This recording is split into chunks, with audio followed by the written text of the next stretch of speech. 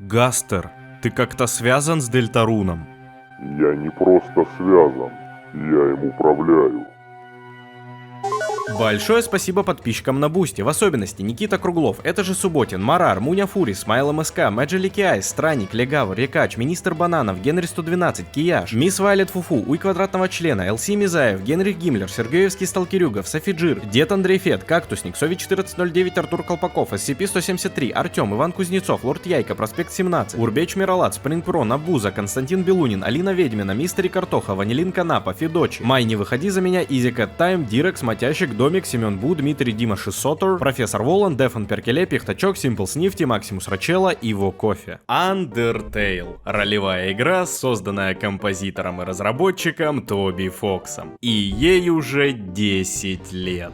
Даже как-то не верится, для меня Undertale был всегда чем-то свежим, чем-то, что вышло 2-3 года назад. Как же быстро летит время. Я старый. Абсолютно простенькая в плане графики игра. Я бы даже сказал, страшненькая, кривенькая. Я прям помню, как в 2015-м чуть ли не все ее советовали друзьям исключительно со словами: ну, не суди книгу по обложке. Сразу предупрежу, не судите об игре по графике, по сюжету она очень крутая. Да, Винди из 2015-го. По сюжету она и правда очень крутая. История про человека, попавшего в подземелье к монстрам, навсегда оставила след в сердцах миллионов людей. А от сцены, где Фриск обнимает маленького Азриэля, даже мужик заплачет. И даже не стыдно. И пошло-поехало. Куча летсплеев, теорий, артов, фан-игр и, конечно же, альтернативных вселенных. Они же АУ. Подобная бешеная популярность пугала Тоби Фокса, однако и дала все возможности для реализации игры его мечты — Дельтарун. Выпускать ее он решил не целиком, как Undertale, а по главам. Первая глава вышла в 2018 году, и на тот момент как будто вообще никто не понял, в чем прикол. Это продолжение Undertale после Пацифиста? Намеки есть, ведь те персонажи, что были в Undertale детьми, типа Монстер Кида, тут уже подростки, а некоторые персонажи старики, вроде Черепахи Герсона, в Дельтаруне уже умерли. Но тут нет никакого Фриска, никто не говорит о событиях в подземелье, да и вообще монстры тут никогда и не были ни в каком подземелье. Это альтернативная вселенная, где никогда не было войны между людьми и монстрами. Официальная АУ. Тем не менее, вопросов было слишком много. Крис психопат и хочет всех убить ножом? Я психопат. Вместо подземелья теперь будет страна карт? И какая же все-таки связь между Undertale и Дельтаруном? Ну, типа тут буквально те же персонажи, и название — это анаграмма слову Undertale. Сколько тайн, сколько загадок. В 2021 году вышла вторая глава, и ситуация стала проясняться. Мы узнали, что темные миры могут открываться абсолютно в любом помещении, мы узнали, что создать темный фонтан может кто угодно, мы узнали про Сноугрейв. Примерно в этот момент стало понятно, что Дельтарун куда глубже, чем казалось по первой главе. Я заинтересовался, однако судить по первым 2 главам из 7 и строить какие-то теории было бы неправильно. Неправильно, блядь. Банально не хватало информации, и история могла пойти абсолютно в любом ключе. Начиная с того, что есть 7 рыцарей на 7 глав, и заканчивая тем, что Крис — это чара, ведь красный глаз и нож. Но вот прошло 4 года, и вышли 3 и 4 глава. Я проходил их на стримах, и это были, наверное, самые веселые стримы, что я когда-либо делал. 62 попытки на Джевела, Джуди Хопс, дядя Наклз, озвучивавший всех персонажей исключительно с армянским акцентом. Проголодались, наверное. Я вам конфеток принес. Это лишь малая часть всех приколов, произошедших на этих стримах во время прохождения. По итогу мне очень понравились новые главы, игра раскрывается все больше, и вот уже примерно понятно, какой по итогу будет сюжет. Смотрите, одной из важнейших тем в Дельтаруне является эскапизм. С помощью темных миров главные герои ненадолго уходили из реальности и весело проводили время. Сначала это был мир настольных игр, затем затем мир интернета, после мир телевидения. И по такой логике я смело могу заявить, что в 5 главе действие будет проходить в мире танков. Командной многопользовательской экшен-игре о танковых сражениях на машинах 20 века. Более 800 единиц исторически достоверной техники, 12 наций и 5 классов боевых машин. Более того, тут уже Новый год на носу, и по такому поводу в мире танков стартовало новогоднее событие. В заснеженном лесу теперь можно найти резиденцию Деда Мороза, которым стал Сергей Бурунов. Я серьезно, вы можете сделать Сергея Бурунова членом экипажа вашего танка. Я вчера в такой же момент выстрелил и пробил. А в премиум-магазине появятся особые наборы. Танк бурный с автографом и еще 4 члена экипажа с уникальными озвучками. Еще и можно ангар украшать. За повышение уровня атмосферы выдаются ценные награды, включая 4 новых членов экипажа в образе снегурочек. Помимо этого, в новогоднем событии добавят праздничные контейнеры 3 видов. Ящики с мандаринами, в которых будут боны, серебро, снаряжение, ну и конечно же мандарины. Легендарные контейнеры с гарантированным премиум танком 8 уровня и новогодние контейнеры с премиумом и акционной техникой 8-10 уровней, золотом, 3D стилями, украшением для ангара и другой имбой. А самые удачливые найдут акционный средний танк 10 уровня Firebird. Еще добавят экономический бонус, енота-матраса, уход за которым также будет давать вам бонус, ну и автомат удачи. Робот Валик обменивает жетоны на призы, новогодние и легендарные контейнеры, золото, 3D-стили и другие полезные ресурсы. Атмосфера волшебства, харизма Сергея Бурунова, куча игровых активностей и все это в одном ивенте. Переходите по ссылке в описании и залетайте в мир танков прямо сейчас. Новички получат 2500 золота, 2,5 миллиона серебра, 30 дней ТПА, премиум танки и кучу бонусов. Мне стало дико интересно, какие же появились теории, и на русскоязычном ютубе я нашел довольно мало. Есть вот это монументальное эссе на 2 часа и где-то, от силы штук 20 теорий поменьше. Тем временем разборов, почему Играриум не прав, что-то около 50.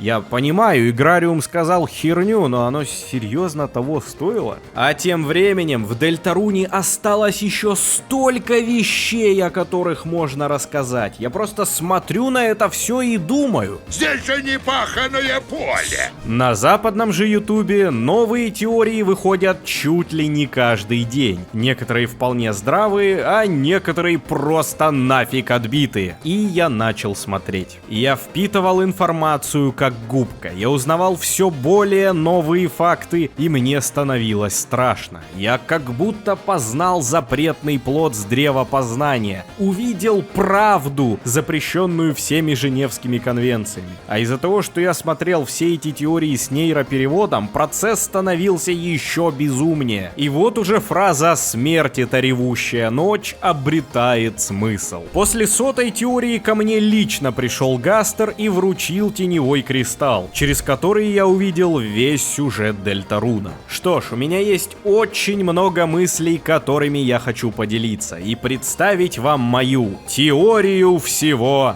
в Дельтарун. Только надо это дело все как-то оформить тематически. Один момент.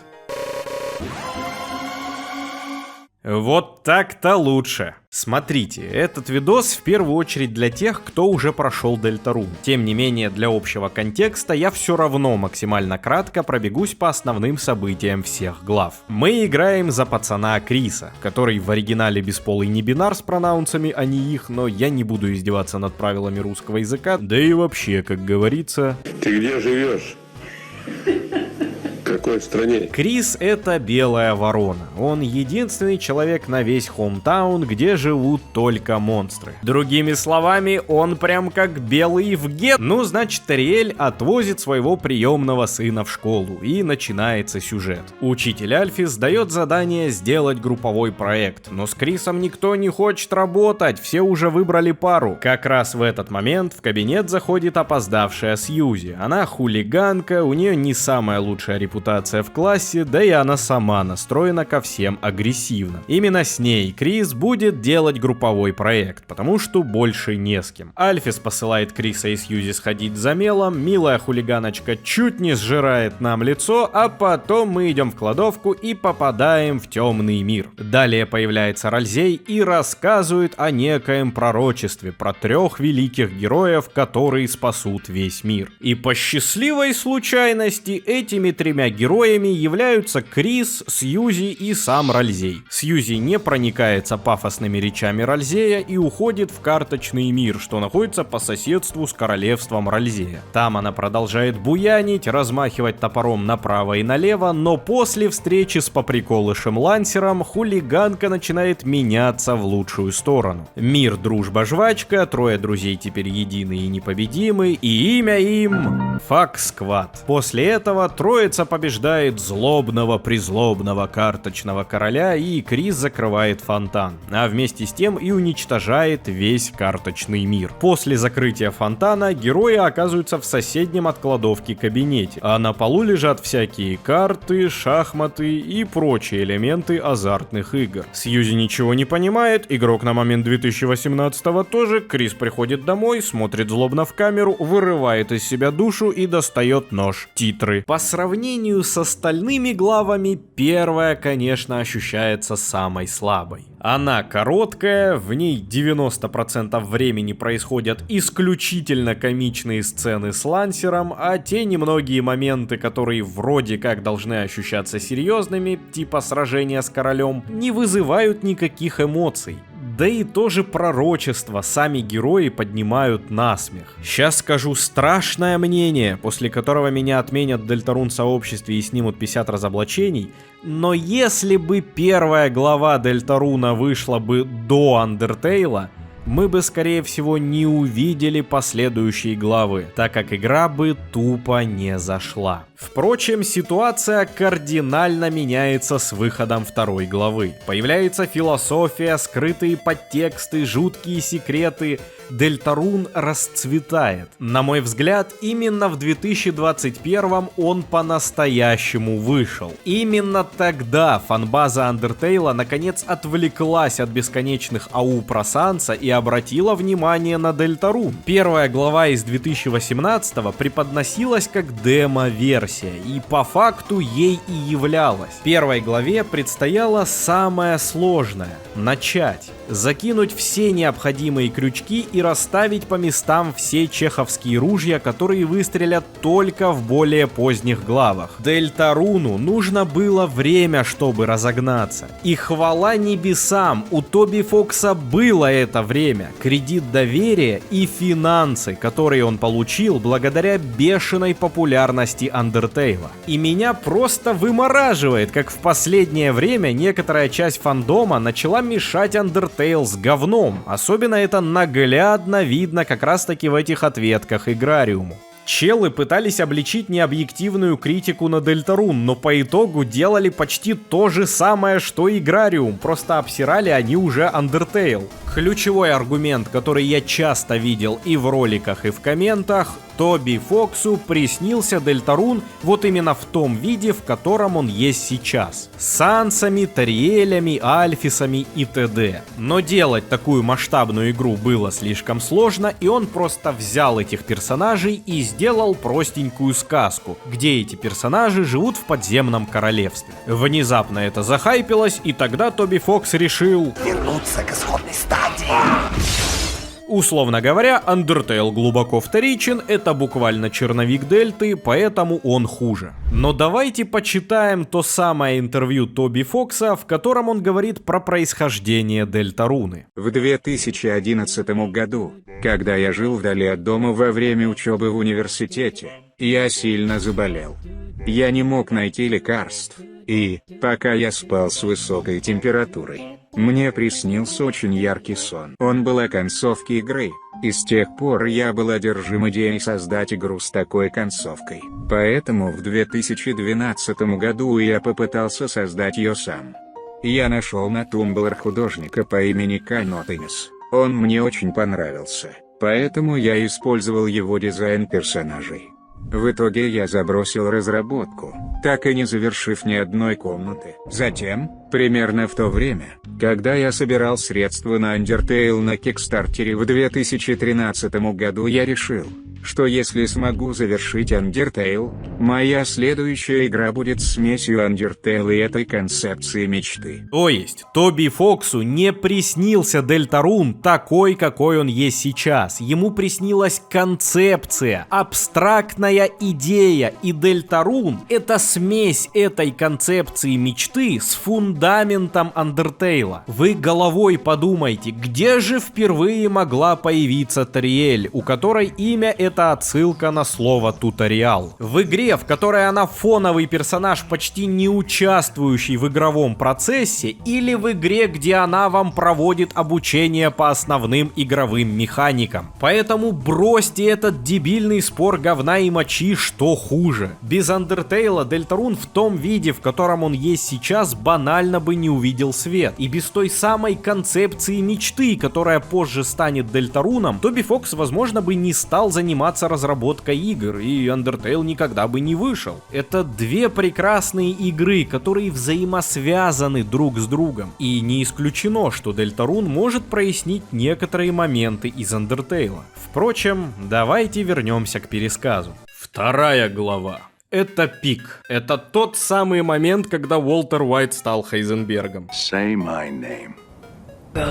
Для меня это самая любимая глава. История теперь прописана куда лучше. Крис и Сьюзи идут в библиотеку и находят там Новый мир. кибермир. Более того, на этот раз в темный мир попали и одноклассники нашего факсквада. Бёрдли, типичный затрот-ботаник, и Наэль, скромная милая девочка, которая иногда просто не может сказать слово «нет».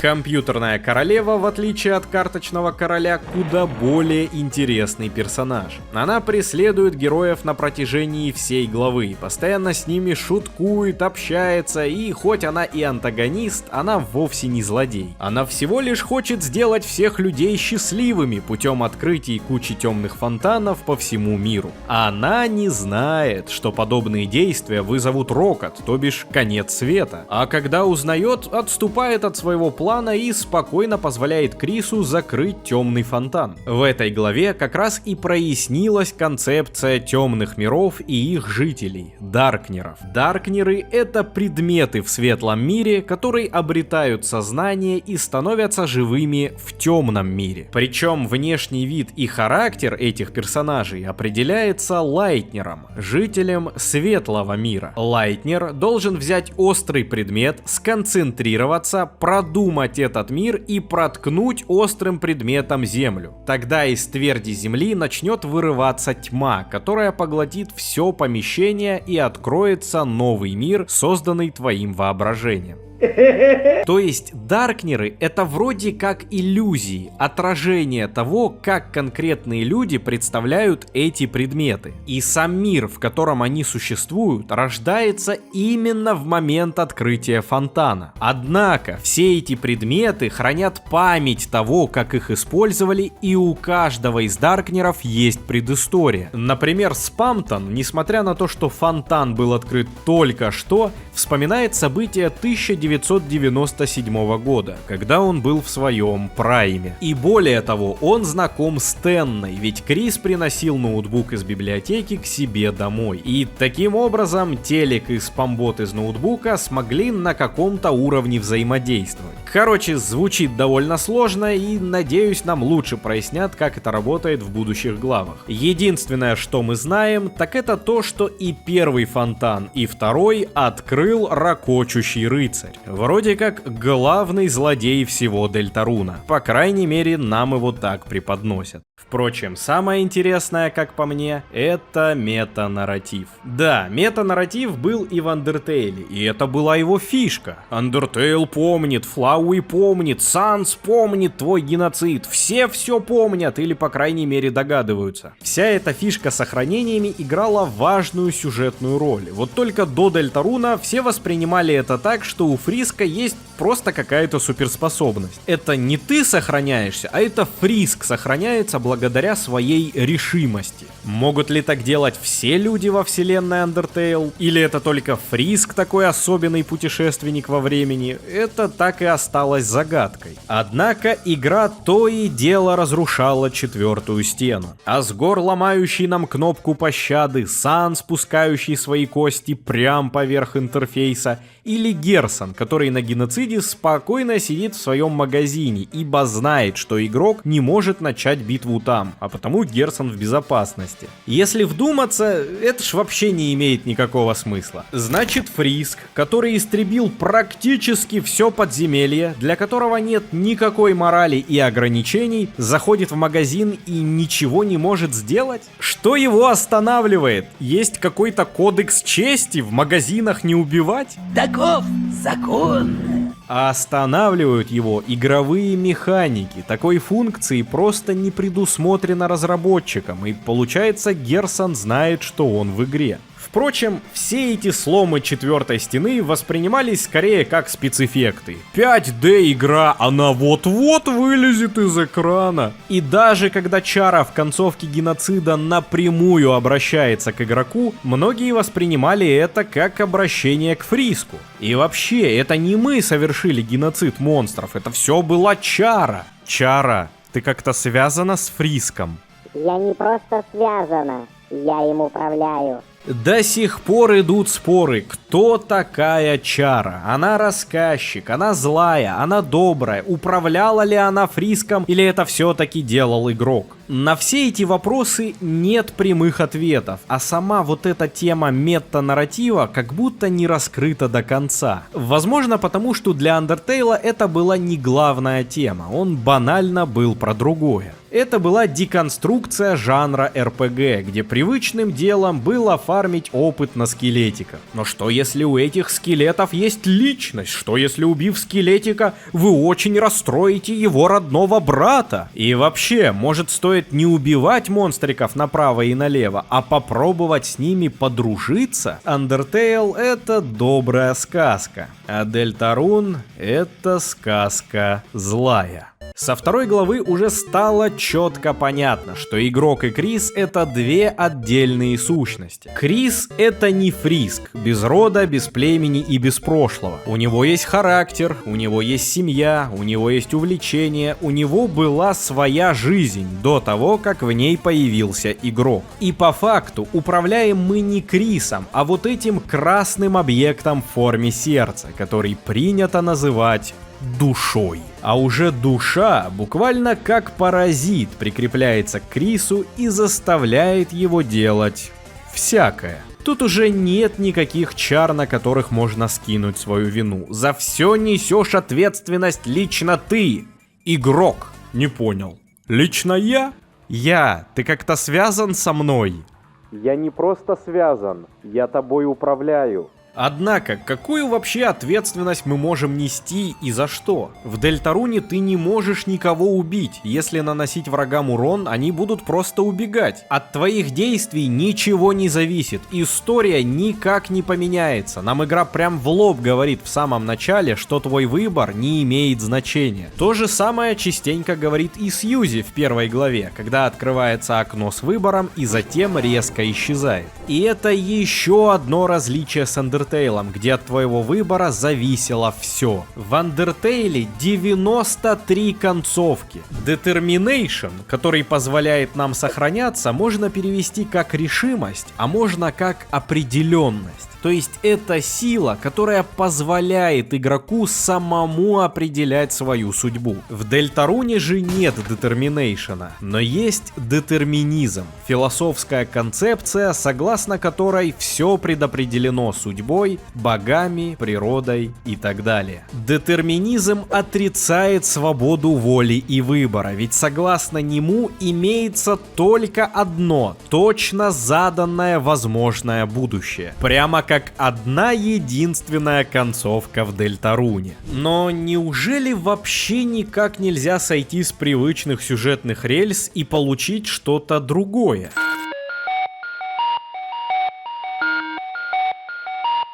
Вот мы и дошли до странного пути. или же Сноугрейва. Во второй главе Крис временно остается наедине с Ноэль. Это дает игроку возможность атаковать Даркнеров ее ледяной магией. И если заморозить достаточное количество врагов, обстановка вокруг начнет меняться. Более того, в общении с Ноэль точно так же будут появляться окна с выбором, и на этот раз выбор будет иметь значение. Однако, выбирать нужно будет строго определенные варианты, и часто они довольно жестоки по отношению к самой Ноэль. Ее руками мы крадем кольцо, замораживаем весь город и уверяем, что все это для ее же блага, ведь она становится сильнее. После этого мы идем к мусорке, в которой сидит Спамтон. Тот продает нам терновое кольцо, которое наносит урон Ноэль, но позволяет использовать новое заклинание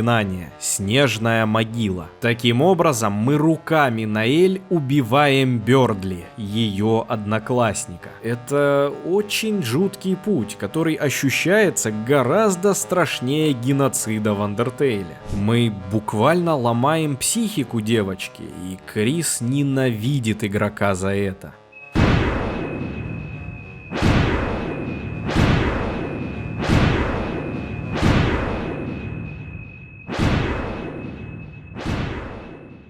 Вне зависимости от того, пошел ли игрок по странному пути или по стандартному, в конце второй главы Крис открывает в своем собственном доме темный фонтан. А так как в комнате стоял телевизор, наступает... Мистер Антенна, час ТВ! Третья глава ломает все привычные шаблоны. Действие главы происходит ночью, тогда как во всех остальных главах днем. Мы не заходим к Ральзею в Каслтаун, вместо 3 локаций тут только ТВ-студия и пиксельные игры в стиле Зельды. Да и сам главный злодей нарисован не в привычном пиксель-арте, а выполнен в 3D, и затем... Яхазе пикселизирован. Тенна — обаятельный шоумен, который, по идее, антагонист этой главы, держит Ториэль в плену, но по факту все, что ему нужно, это провести весело время с Крисом, ведь ему грустно и одиноко. Короче, успокаиваем телевизор, он возвращает Крису мать-козу. Отдам маму за товар пацанам. Но внезапно... Ё-моё. Нету ручек, нет конфетки.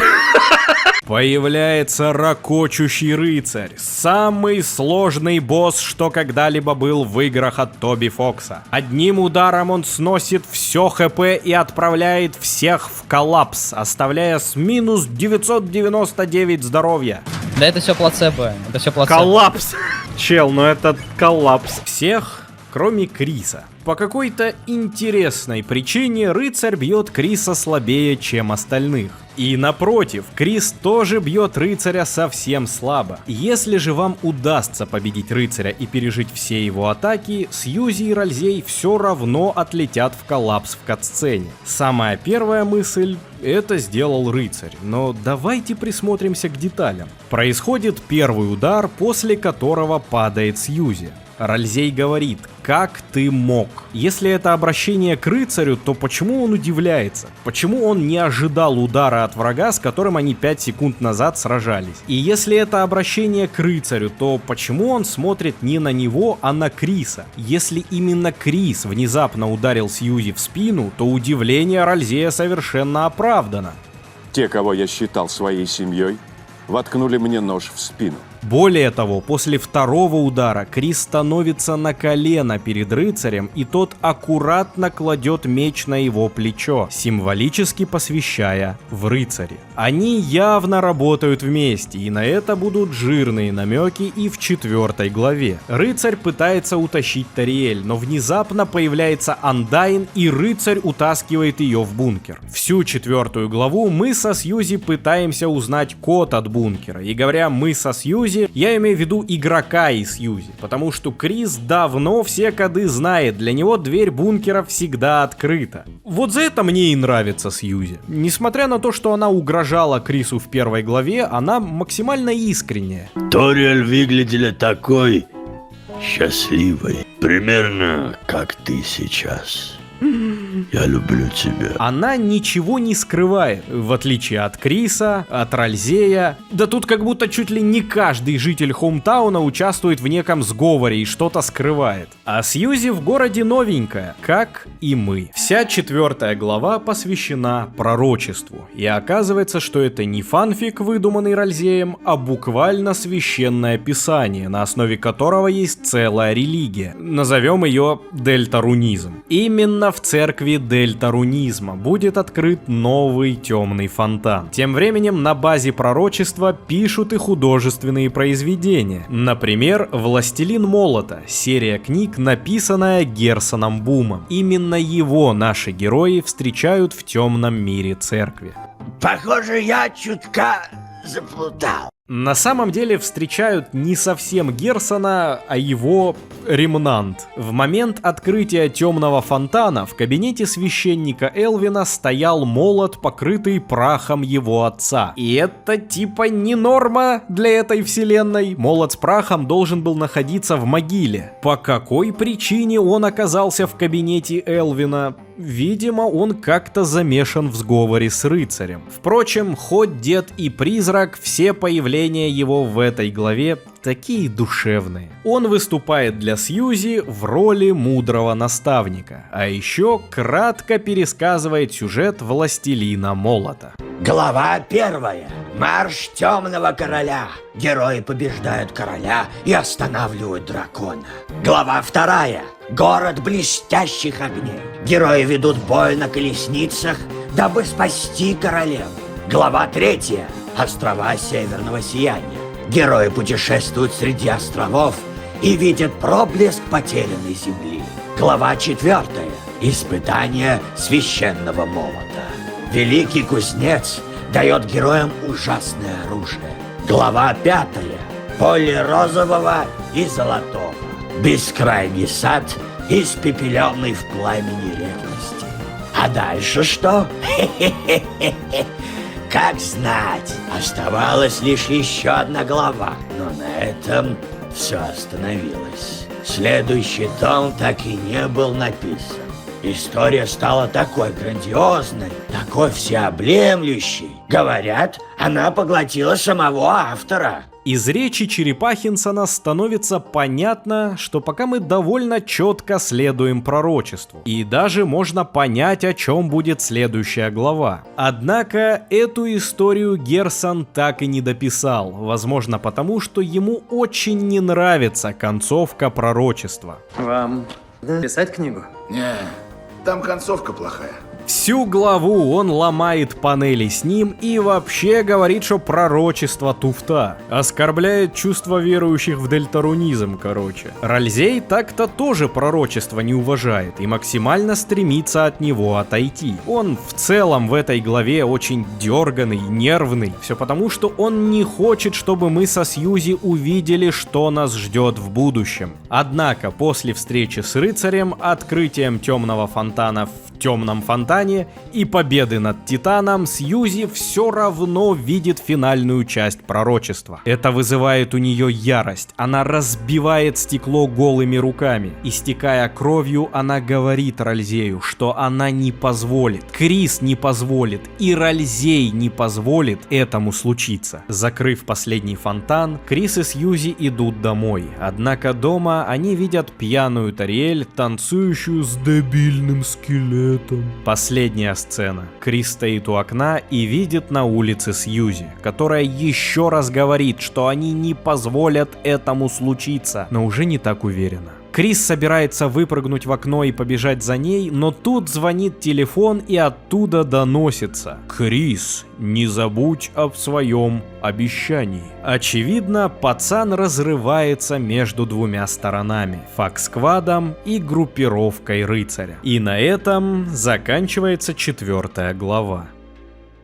По итогу у нас куча сюжетных линий, куча деталей, куча персонажей, 2 пути прохождения, и как все это связать воедино, абсолютно непонятно. Впрочем, похоже, я нашел ниточку, за которую надо потянуть, чтобы распутать этот клубок. И это битва с рыцарем. Тут стоит понять, кто с кем сражается. Крис, очевидно, на стороне рыцаря и играет в поддавки. Сьюзи, Ральзей и игрок уже против рыцаря, ведь он вроде как хочет вызвать рокот, и вообще он злой, он нас бьет. Однако есть еще одна личность, что заинтересована в победе над рыцарем.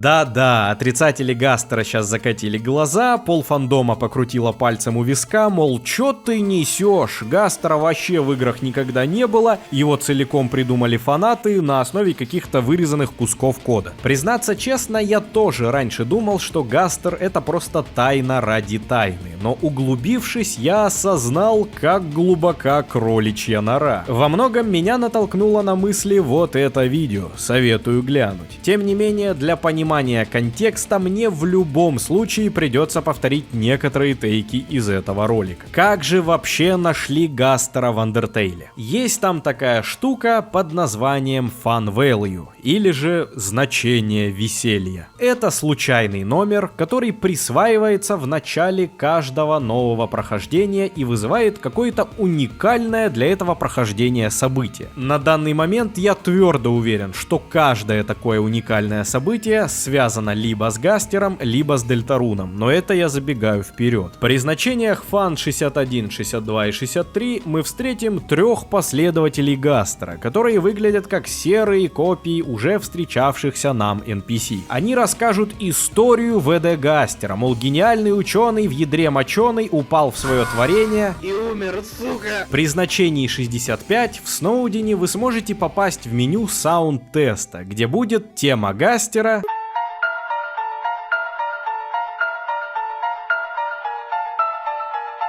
а также такие великие хиты, как «Мясная фабрика»,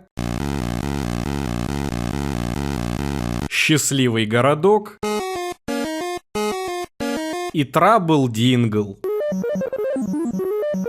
О нет, мистер Винг-Динг, уберите свой Трабл Дингл. С темой Гастера понятно, но что вот это за треки? Неужели Гастер, сидя в пустоте, написал биты для клевого рэпчика и хотел показать нам? Лайк за старание дедушки Динглу. Ну а при значении 66 появляется серая дверь в водопаде, и там сидит вот такой чубрик, который в файлах игры подписан как Mystery Man. 9 лет назад я предполагал, что это не Гастер, ведь из доказательств у нас только звук, с которым исчезает и Mystery Man, и последователь.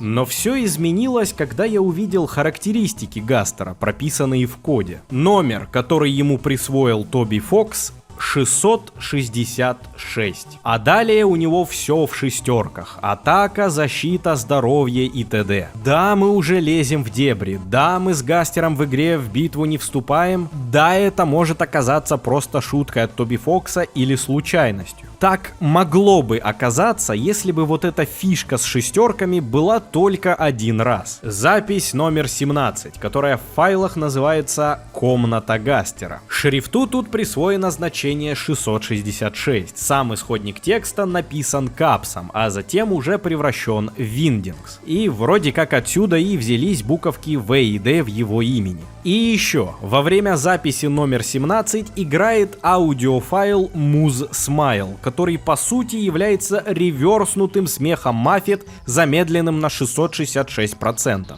Я вообще без понятия, к чему тут Маффет, но очевидно, что Гастер тесно связан с числом зверя и шестерками. И возвращаясь к Mystery Man'у, вы помните, при каком значении Fun появляется его дверь? 66. Но если вас и это не убедило, то цвет фона в его комнате в RGB модели имеет код 166, 166, 166. А в Hex модели имеет код А6, А6, А6. Так что не хрен говорить, что это не Гастер. Эти доказательства мне кажутся довольно весомыми. Так что отныне я считаю, что Гастер выглядит именно так. Ох уж этот гениальный ученый и невероятный ум. который все, что делает, это исчезает со смешным звуком и корчит рожицы. Далее, при значении фан с 91 до 100 в водопаде можно встретить монстренка, такого же серого, как и последователи Гастера. Он будет рассуждать, мол, ему не верится, что мир спокойно продолжает жить без него, ведь он, очевидно, такой важный. Неясно, это какой-то умерший родственник Монстер Кида или это сам Гастер общается через него. Тем не менее, в файлах игры он подписан как Гонер Кид. Слово «гонер» можно перевести как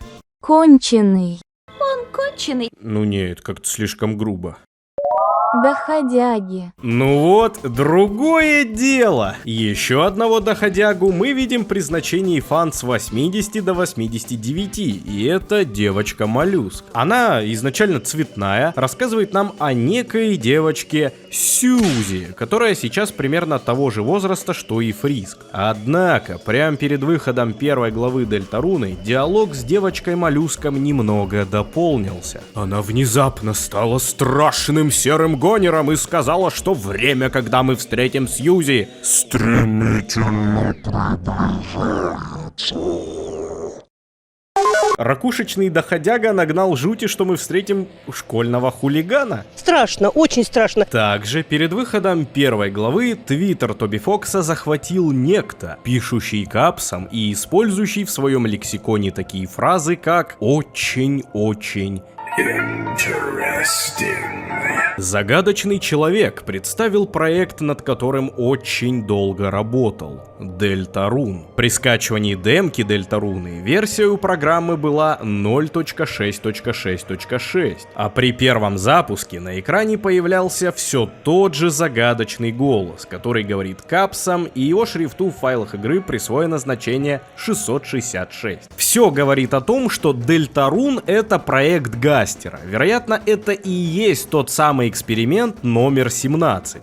Фразы оттуда а-ля «тени становятся глубже» и «темно еще темнее» мелькают в Дельтаруне, а часть из пророчества про 3 героев была написана на Виндингсе и опубликована на сайте deltarune.com еще аж в 2015 году. То есть примерно когда Undertale был на позднем этапе разработки, когда уже стало понятно, что игра будет успешной, на Кикстартере она собрала $50 000 еще до ее выхода, Тоби Фокс решил закинуть крючки на его следующую игру. И отсюда у нас и появились эти фан-события и прочие элементы, которые долгое время вызывали вопросы. И вот Гастер наладил соединение и подключил игрока к Дельтаруну. Гастер довольно вежлив, он рад нас видеть, он предлагает создать нам своего собственного персонажа, выбрать его внешний вид, характер, что он любит, что он не любит. Что примечательно, в файлах игры это называется Гонер-мейкер, то бишь создатель доходяги. Однако, после того, как мы заполнили довольно долгую анкету, дружелюбный капс меняется на недружелюбный обычный текст, в котором говорится, что наш выбор ни на что не влияет. Гастер, ну что за дела? Нормально же общались. Впрочем, очень сомневаюсь, что мистер Вингдинг словил биполярку и решил над нами злобно подшутить. Тут, скорее всего, произошел перехват сигнала, и душу перенаправило в Криса, а не в подготовленный серый сосуд. Но кто же хочет помешать Гастеру? И тут мы снова возвращаемся к битве с ракочущим рыцарем.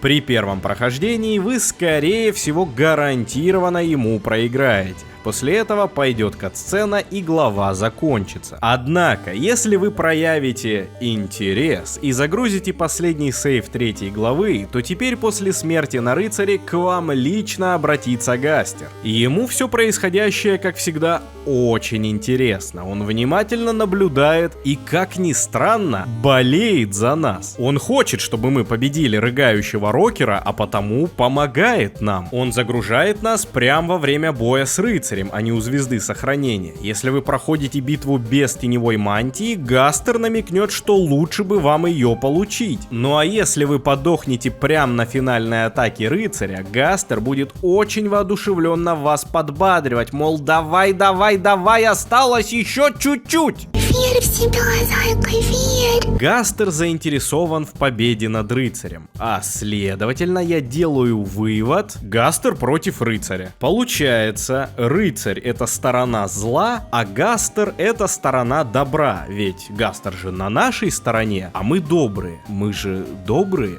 Ганс. Да вот как-то это не сходится с тем, что у Гастера фирменное число — это 666. Это число дьявола, а следовательно и Гастер — это буквально сатана, Люцифер, ну полный шайтан. Однако, копаясь в теме, я видел такое мнение. Гастер не может быть связан с дьяволом, ведь во вселенной Дельтаруна нет христианства. А само число 666, напротив, может означать добро, ведь это перевернутая девятка, а девятки в Андертейле связаны с путем геноцида, чарой, злым Азриэлем и вообще всем плохим. И это могло бы иметь смысл, если бы не семья Холидей, которые просто одна большая отсылка на Рождество. Да, возможно, сейчас этот праздник немного исказился, и от него осталась лишь поверхностная мишура в виде рекламы Кока-Колы. Но суть этого праздника — рождение Иисуса Христа. И у всей семьи Холидеев соответствующие имена. Кэрол — это рождественская песнь. Руди — один из оленей Санта-Клауса, святого Николая. А Ноэль — это буквально Рождество в переводе с французского. То есть у нас буквально персонаж Ноэль Холидей. Рождество — святой день. Более того, вы обращали внимание, как у Холидеев нарисованы рога? У нас в поп-культуре есть куча персонажей оленей и лосей, и им рисовали рога как угодно, но не так. Именно такая форма. Более того, куча библейских оммажей связаны с Ноэль во 2 главе. Например, каким именно образом королева связала Ноэль, или ее белое ангельское одеяние, или терновое кольцо, которое буквально отсылается на терновый венец. Символ страдания, которое игрок причиняет Ноэль на странном пути. И сам рыцарь тесно связан с семьей Холидеев. Пока что не важно, это Дес, пропавшая сестра Ноэль, или кто-то другой в оленей броне. Но факт есть факт. Он работает с Холидеями. И получается, у нас есть битва, в которой столкнулись две стороны. Гастер, который связан с дьяволом, и рыцарь, который связан с Рождеством. Всю последующую теорию я буду выстраивать на базе того, что Гастер — это сторона зла, а рыцарь — это сторона добра. Я понимаю, что это довольно хлипкий фундамент, что, возможно, я неправильно считал отсылки, или что по Тоби Фоксу окажется, что персонаж, отсылающий на дьявола, хороший, а персонаж, отсылающий на Христа, плохой. Тогда Дельтарун можно будет смело окрестить сатанинской игрой и запретить на территории РФ. Но вообще, с точки зрения сюжета, будет гораздо скучнее, если персонаж, которого нам все время анонсируют как главного злодея, действительно окажется таковым. Да и как сказал Ральзей, если бы рыцарь хотел устроить Рока, то он давно бы это сделал еще в 1 главе. Более того, даже когда в 4 главе рыцарь призывает Титана, он делает это, убедившись, что рядом есть Герсон, который, если что, нам поможет. Это не бездумный порыв вызвать конец света, тут явно что-то другое. Но что? Чтобы понять, я создал целую конспирологическую доску, в центре которой та самая битва с рыцарем и две стороны. Группировка Гастера и клан рыцаря. Из чего бы мне начать? Ну давайте с секретных боссов. Вы, наверное, обратили внимание, что во время пересказа сюжета я так и не рассказал про секретных боссов. Ну так потому, что секрет секретных боссов прост. Но это секрет. В чем суть этих боссов? Битвы с ними не обязательны и требуют от игрока инициативы, заинтересованности. Вы легко можете пропустить этих боссов и не сражаться с ними. Также из схожих деталей они все говорят про свободу. Во время сражения появляется надпись, что воздух потрескивает от свободы, и у всех в музыкальной теме присутствует мотив свободы. У всех, кроме рыцаря. Он у нас особенный. В первой главе секретный босс — это Джевил, придворный шут, который обезумел после встречи со странным незнакомцем. И этим человеком был явно не рыцарь, ведь Шо в своих диалогах разделяет рыцаря и того, кто свел Джевила с ума. Шут стал видеть весь мир как набор нулей и единиц. Другими словами, он осознал, что живет в матрице. В компьютерной игре Дельтарун. А потому для него убийство перестало быть чем-то ужасным. Теперь для Джевила это лишь игра, в которой у соперника показатели ХП должны прийти к нулю. Потенциально это очень интересный персонаж, буквально маньяк, имя которого местные даркнеры должны были запомнить надолго. Однако в первой главе его почти никто не упоминает, да и в целом он для сюжета не делает ровным счетом ничего. При первом прохождении в 2018 я его скипнул и даже не знал, что он существует. Хотя, с другой стороны, в этом плане Джевил — это истинно секретный босс. Другой интересный момент — Джевил тоже связан с дьяволом. Во-первых, его имя — это смесь двух слов — Джестер и Девил. Во-вторых, после победы над боссом он дает нам нож дьявола. Да и внешне Джевил выглядит как серый чертенок или бес. А раз у нас дьявольскую тематику застолбил Гастер, то делаем вывод, что именно Гастер и свел Джевила с ума, подарив ему теневой кристалл. Тем более, в музыкальной теме Джевила есть куча лейтмотивов Гастера, слегка измененных и ускоренных. И да, в мотиве свободы тоже прячется тема Гастера.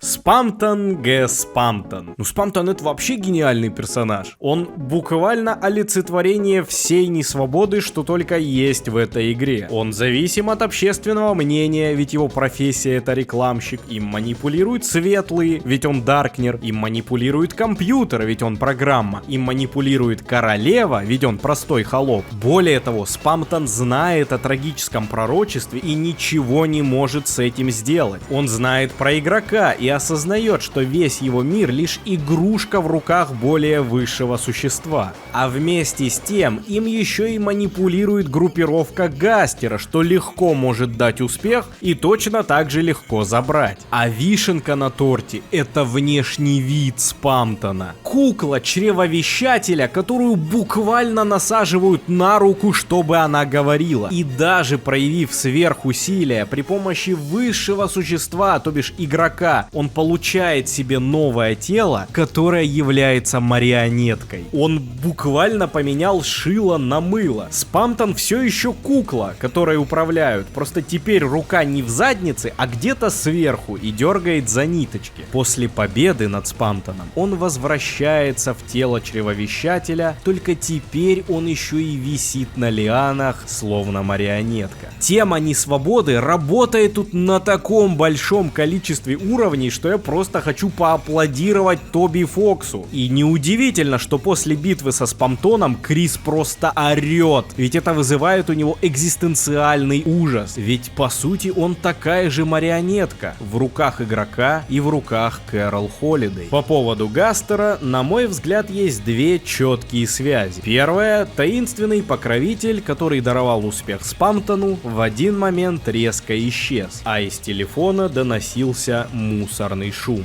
Именно мусорным шумом в Дельтаруне называется тот самый аудиофайл Muz Smile, звучащий в записи номер 17. А второе — тематика сделок. В поп-культуре есть известный троп — сделка с дьяволом. И как будто именно такую сделку и заключил Спамтон. Он продал свою душу в обмен на успех. Также есть четкая связь между Спамтоном и другом в подвале королевы, в котором лежал сначала новое тело Спамтона, на секунду мелькает вот эта рожа. В файлах игры она называется Device Friend и находится в папке Device, где лежат уже знакомые нам гонеры и прочие вещи, тесно связанные с Гастером. Этот друн позже будет мелькать и в следующих главах, чаще всего в виде кота. В рассказе Ральзея он будет показан как кот-амальгамет, однако в отличие от андертейловской версии, у него не 6 собачьих лап, а 5 конечностей. И мне прям очень нравится теория, что такой внешний вид друна обусловлен тем, что он буквально рука, которая дергает за ниточки Спамтона, а принадлежит рука, естественно, Гастеру. Эх, Спамтон. Даже жаль этого добряка. А ведь он мог бы получить свою заветную свободу, если бы играл в Amazing Online. Amazing — это бесплатная онлайн-игра на ПК с полной свободой действий. Скачивается быстро, минут за 20. Выбор машин огромный. И наши, и иностранные, тюнинг, прокачка. В Amazing всегда есть чем заняться. Можно стать дальнобойщиком, уйти в криминал, а можно наоборот играть за закон. Полиция, ФСБ, армия, спасатели или заняться бизнесом. На сервере около 1000 человек, с которыми можно общаться с помощью голосового чата. Много взрослых игроков, как парней, так и девушек. А еще 25 декабря открылся новый сервер Fire со свежей экономикой, свободными домами и красивыми номерами. Короче, тут реально круто. Мы с ребятами из Амазинга запускаем конкурс на лучший фрагмент из игры с призом 10 000 рублей. Условия простые. Регистрируйтесь на сервере Fire, вводите промокод ENDTIME, делайте ник в формате фамилия, нижнее подчеркивание, ENDTIME, записывайте самый крутой момент и присылайте в предложку эндтаймерской телеги. Лучшее видео я покажу в следующем ролике. Ссылки, как обычно, будут в описании. Ну а мы возвращаемся к нашему другу. Получается, что Френд — это некий посредник между Гастером и внешним миром. Буквально его подручный, его девайс. И есть основания полагать, что именно с Френдом Спамтон и заключил сделку. Во-первых, если из слова «friend» убрать букву «r», получится слово «fiend». Дьявол. Более того, черный кот прямо противопоставлен белому псу, Тоби Фоксу, который буквально создатель этого мира. Но если откинуть все эти дьявольские отсылки, взглянем на внешний вид Спамтона. Он своими очками пытается косить под глаза Френда и, вероятно, неплохо к нему относится, как минимум Спамтон его уважает. А если в магазине у Спамтона спросить про друзей, про Friends, он вспомнит Майка и загрустит. Затем резко придет в себя и скажет, что нам ни в коем случае нельзя верить всему, что показывают по телевизору. И что этот парень преступник. До выхода 3 главы все думали, что речь как раз про Майка. Злого телевизора по имени Майк. Но теперь четко понятно, что Спамтон обвиняет в преступлении как раз таки Тенну, который телевизор. А Майк — это вроде как его помощник за кадром, к которому Тенна постоянно обращается и дает поручения. Но уже в 4 главе в комнате Майка мы узнаем, что никакого помощника Майка у Тенны никогда не было. И Майком притворялись обычные даркнеры из телемира. Стоять, а чё это вообще за комната Майка? Как-то коллективно люди в сообществе решили, что весь этот замут с Майком — это одна большая шутка над теоретиками от Тоби Фокса. Привет. А где Майк? Майк? Типа, все ваши теории говно, если вы делаете теории, то вы тупые. Тупой Патрик, я тупой Патрик. Но если Тоби Фокс действительно так думает, то нафига он вставляет столько секретов в свои игры? И даже если комнатой Майка он хотел высмеять популярные теории, ну, допустим, микрофон Майк, допустим, ковбой Майк, который является отсылкой на популярную тогда теорию Вуди. Но кот Майк тут откуда? Кто вообще до выхода 3 и 4 главы предполагал, что Майк это кот? Не, ну может кто-то и предполагал, но это ведь не было настолько популярной теорией, чтобы ее высмеивать. И нахрена в рофл комнату вставлять Фридом мотив?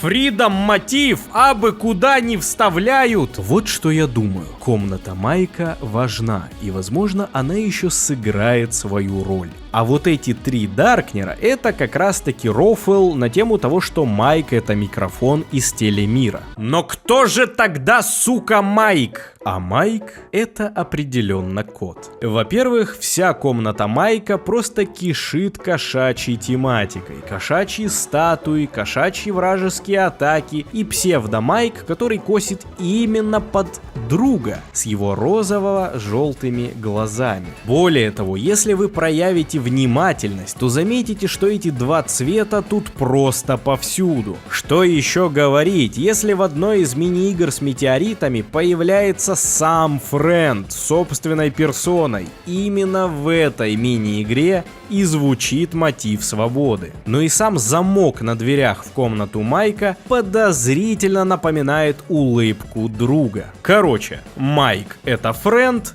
и это кот. Тем не менее, если обычные Даркнеры все это время притворялись Майком, то откуда тогда в принципе Тенна узнал про Майка и почему периодически к нему обращался? А узнал он от Спамтона. Спамтон заключил с Майком сделку, суть которой, возможно, была в обмене розового на золотое, то бишь друзей и отношения на богатство и успех. Из предыстории Спамтона мы знаем, что как только он стал большой шишкой, от него отвернулись все его друзья-рекламщики. А во время битвы со Спамтоном Нео у него из груди выскакивает разбитое сердце с золотыми глазами. Будучи в своем прайме, Спамтон знакомится с Тенной и хочет с ним сотрудничать. Тенна соглашается, готовит кучу совместных проектов и даже личную гримерку для Спамтона делает. Но есть одно условие. Тенна хочет узнать, каким образом Спамтон за столь короткое время стал большой шишкой. Спамтон долго ломался, но потом все же решил поделиться информацией о Майке со своим новым другом. И как только он это сделал, зазвонил телефон. Спамтон взял трубку и услышал Майка, который заявил, что их сделка отменяется. Не разобравшись, что вообще сейчас произошло, Спамтон сделал вывод, что Тенна переманил Майка к себе, поэтому он и начал называть Тенну преступником, вором и что вообще ему нельзя верить. Вероятно, Спамтон напоследок это высказал Тенне, а тот и не понял, каким вообще образом он переманил Майка к себе. Тенна периодически обращался в пустоту, вызывая Майка, однако ничего не происходило. И тогда его работники решили притворяться Майком, чтобы лишний раз не нервировать босса. Это то, как я объясняю произошедшее. Понятное дело, что тут 50% фактов и 50% фанфика, но вроде бы звучит довольно складно. Таким образом, Спамтон оказался на мусорке. Без денег, без друзей, да еще и с проданной душой. Тем не менее, он все еще надеется на возвращение Майка и носит очки в цвет его глаз. И в знак уважения,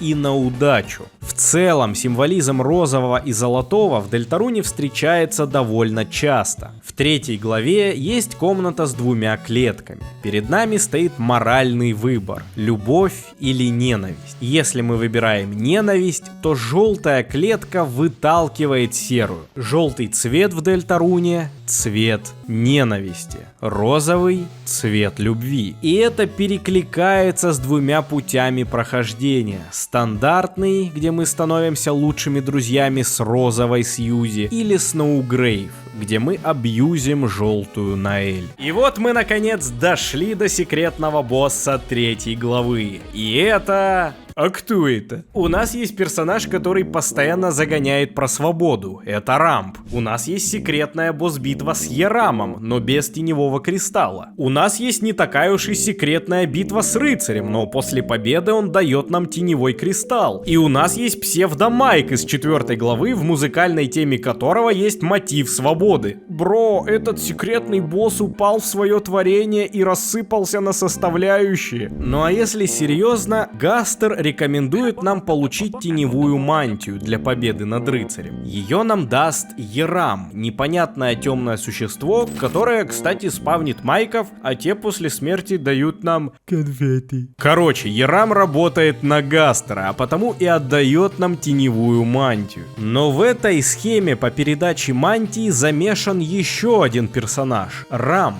Странноватая, излишне дружелюбная розетка. Говорит, что знает Криса лет 600 и понимает, что ему на самом деле нужно. Вот эти 8-битные игры Тенны, они же скучные, в них же нету свободы. Крис, ты же хочешь свободы? Пойдем за мной в эту заброшенную стрёмную комнату, я дам тебе столько свободы, сколько ты сможешь унести.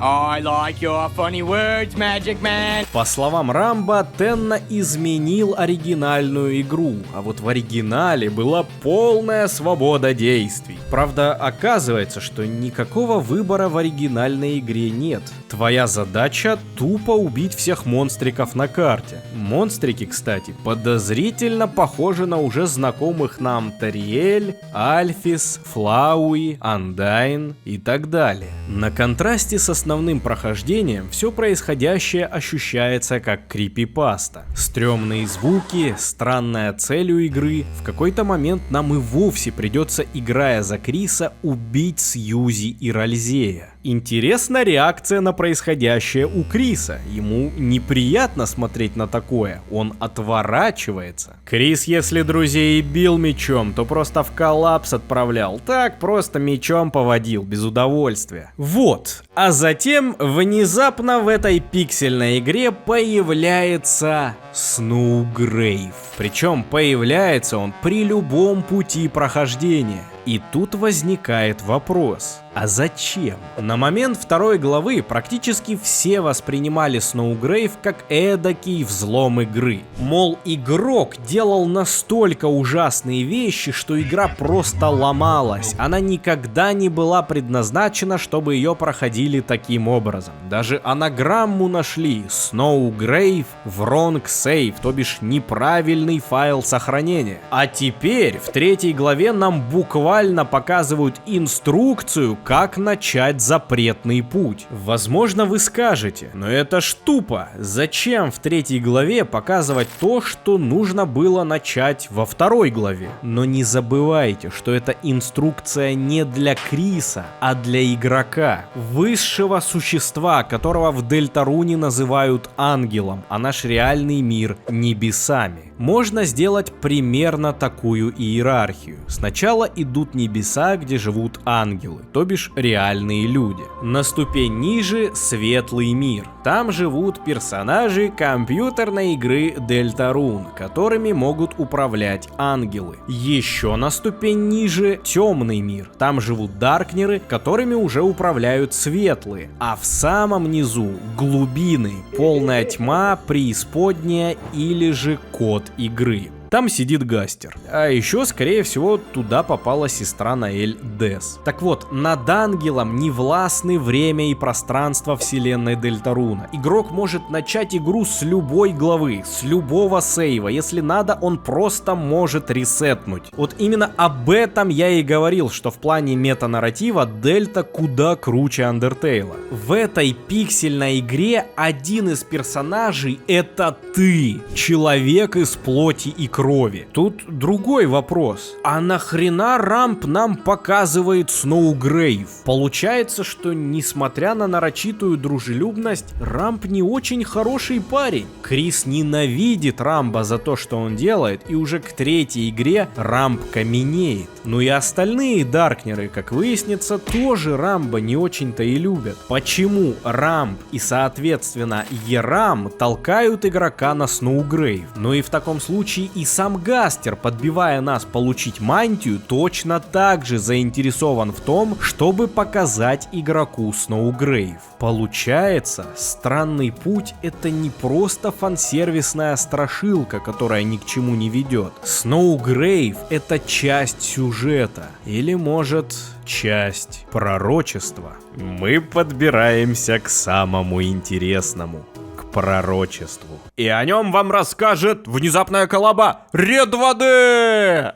Погоди, это что? Никита, которого на Никитную коллабу пригласил Никита с канала «Время Никиты»? Получается, время Никитить? Что же это такое пророчество в Дельтарун и откуда оно взялось? Несколько раз в игре проговаривается, что пророчество было написано самим временем и пространством. Есть популярная теория, что именно Гастер и написал пророчество. Ведь упав в свое творение, он подскользнулся на кетчупе от Санса и его разорвало во времени и пространстве, а подкрепляет эту теорию тот самый отрывок из пророчества на Виндингсе, что висел на сайте Дельтаруна в 15 и 16 годах. Но если Гастер — это буквально дьявол, нехороший, следовательно и пророчество должно быть плохим, верно? Ну, таковым его вроде считают Герсон и Ральси. Причем смешной фимбой еще с самой первой главы пытается нас сбить с пути пророчества через пацифизм. Ральси говорит: «Я думал, что если мы будем достаточно добры, то пророчество изменится». Получается, что оригинальное пророчество достаточно жесткое и подразумевает некий уровень умерщвления фурийного населения. И это вам ничего не напоминает? Не является ли в таком случае Сноугрейв настоящим, каноничным путем, который и был прописан в изначальном пророчестве, а обычный рут — это как раз таки попытка отхода? На этот счет есть несколько мнений. Первое. Так как в игре вроде как будет одна концовка, напоминаю, в описании игры в Стиме все еще касаемо этого есть небольшой вопросик, то трагический финал в любом случае наступит, а потому оба пути следуют пророчеству, просто делают это по-разному. Другое мнение: основной путь — это следование пророчеству, а вот Сноугрейв — это отход от него, дескать, мы спасем мир, но ужасной ценой, покалечив кучу народу по пути. Трактовки, конечно, интересные, и мне кажется, в них даже можно найти некий символизм, но лично я считаю, что моя крутая черепаха в сверкающих доспехах права, и никакие пророчества не смеют указывать, как вам жить, но это ролик интайма, и меня попросили рассказать о конкретных трактовках, так что не буду тут разводить свою шизу. Детерминизм сосать. Панели с пророчеством переливаются синим цветом, словно вода. Вода имеет большое значение в Дельтаруне и часто сравнивается с тьмой. Тьма, в свою очередь, вырывается из земли словно гейзер, а сам поток этой тьмы не просто так называют именно фонтаном. Да и сама текстура темного фонтана — это буквально отзеркаленная фотка океана. Более того, если темный мир — это океан, то преисподняя, в которой сидит Гастер, — это глубины океана. И именно глубинами именуется локация, в которой мы собираем своего Гонора. А на добивочку Ониан Сан слышит странную песню из глубин. Он даже собирается рассказать о том, что услышал Крису, однако нам не дает к нему подойти цветной последователь Гастера. Видать, в глубинах и правда творится что-то важное. Что-то, что нам пока рано знать. Возвращаясь к панелям, вспомните, как именно они разрушаются. Они становятся светло-голубыми и рассыпаются как стекло или, скорее, как лед. Что если, ничего не предпринимая и двигаясь по течению основного сюжета, мы двигаемся по пророчеству? И эти воды принесут нас к трагическому финалу. Но что если мы заморозим и разобьем эту воду? А поможет нам в этом сильнейший ледяной маг Наэль. Спасибо, Red 2D. Концепция, что Сноугрейв — это уход от пророчества, звучит красиво. Люди даже доказательства находят. Мол, на Сноугрейве нет сцены с поездкой на машине королевы, а потому кусок пророчества «Колесницу королевы не остановить» не сбывается. Впрочем, трактовать-то это все можно по-разному. Например, в конце этой сцены колесница королевы не только останавливается, но еще и взрывается. Получается, теперь машина остановлена навсегда. А на Сноугрейве машина не начинает движение и, следовательно, не останавливается. В общем-то, чем больше я копался в материале, тем больше приходил к следующей точке зрения. Сноугрейв — это истинное пророчество. И вот почему. Панели с описанием 3 героев показаны нам в разброс. Сначала 3-й герой, одинокий принц в глубокой тьме, затем 1-й, клетка с человеческой душой и частями, далее промежуточная панель. И, наконец, была девушка. В конце была девушка. Причем на панели нарисован символ Рутбастера, главной атаки Сьюзи. Такой же символ нарисован на ковре в ее комнате, так что делаем вывод, что эта панель говорит о Сьюзи. И следом идет панель о 2-м герое. Девушка с надеждой в сердце. Ну, вроде все сходится. 2-й герой — это Сьюзи, по словам Ральзея. И панель с Рутбастером идет прямо перед панелью про 2-го героя. Как бы говоря о том, что у 2-го героя есть Рутбастер, а значит это Сьюзи. Но проблема в том, что все эти панели тут перемешались. И если расставить их по порядку, то чё-то нифига не сходится. Почему в конце была девушка, если она 2-й герой? Информация о ней не может быть сказана в конце. Более того, героиня на фреске не похожа на Сьюзи. В руках она держит не топор, а меч. В проповеди Кэти та говорит, что герои пророчества носят мечи во множественном числе.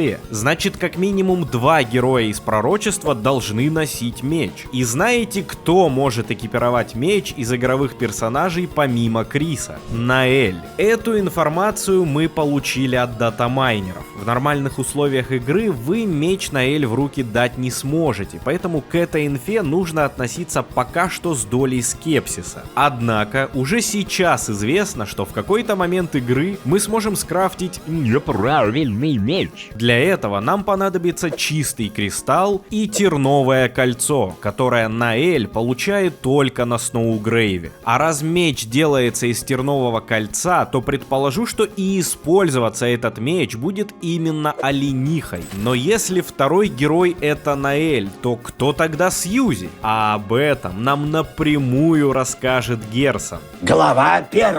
Марш Темного Короля. Герои побеждают короля и останавливают дракона. Если с королем все ясно, то кто такой дракон? Джевил? Нет, смотрите. Книги Герсона «Повелитель Молота» основаны на пророчестве. А серия игр Dragon Blazers основаны уже на Повелителе Молота. И когда Сьюзи спрашивает, какой она персонаж в Dragon Blazers, Герсон отвечает, что она дракон. По сути, Герсон нам напрямую признается, что Сьюзи не герой пророчества. Она злодей, которого герои должны были остановить в 1 главе. И это отлично соотносится со словами Сьюзи, что она никогда никуда не вписывалась, никогда не была добренькой. Тот факт, что Сьюзи 2-й герой, означает, что история уже пошла не по пророчеству. Поэтому панель с девушкой так сильно глючит во 2-м святилище. Поэтому Герсон всю 4 главу объясняет Сьюзи, что именно она способна переписать историю. И именно поэтому Ральзей внушил Сьюзи, что она героиня, а не злодей. Ведь главная цель Ральзея — максимально уйти от пророчества. Более того, есть все основания полагать, что и Крис — это не 1-й герой. Клетка с человеческой душой и частями — это очень странное описание для человека. Скорее подходит для Гонера, которого мы собирали в начале игры именно по частям. Сначала голову, потом тело и ноги. Но нам помешали, и вместо серого сосуда мы играем за Криса. Даже 3-го героя, одинокого принца тьмы, можно взять под сомнение. Ведь почему Ральзей принц? Принц — это сын короля, но кто отец Ральзея? Гастер? В любом случае, нам его отца не показывали. А вот Лансер отлично подходит под описание 3-го героя, ведь у него есть отец-король, и его замок — это буквально одна из самых темных локаций, что только есть в игре. Да и сам он постоянно ходит в капюшоне, а именно так и должен был выглядеть 3-й герой. Ральзей же свою мантию снял в 1-й же сцене. Однако Лансер уже упомянут в пророчестве, да и более того, есть очень много доказательств, что Ральзей все-таки 100% истинный третий герой. Во-первых, Лансер каменеет в других темных мирах как самый обычный Даркнер. А во-вторых, из разговоров Наэль с отцом об игре Dragon Blazers мы знаем, что там маги используют такие атаки, как ледошок и огнешок. И если ледошок — это базовая ледяная магия Наэль, то огнешок — это магия как раз-таки Ральзея. Ведь, во-первых, он внешне выглядит как один из Дремуров, а их семья всегда славилась своей огненной магией, а во-вторых, он буквально использует огненную магию в 4 главе. Но так как козленок избрал путь пацифиста, он скрывает от игрока возможность использовать огнешок для насилия. А вот для того, чтобы поджечь кадила и тем самым пощадить врага, так это всегда пожалуйста. Лансер же атакует настолько пиками точеными, а из огня у него только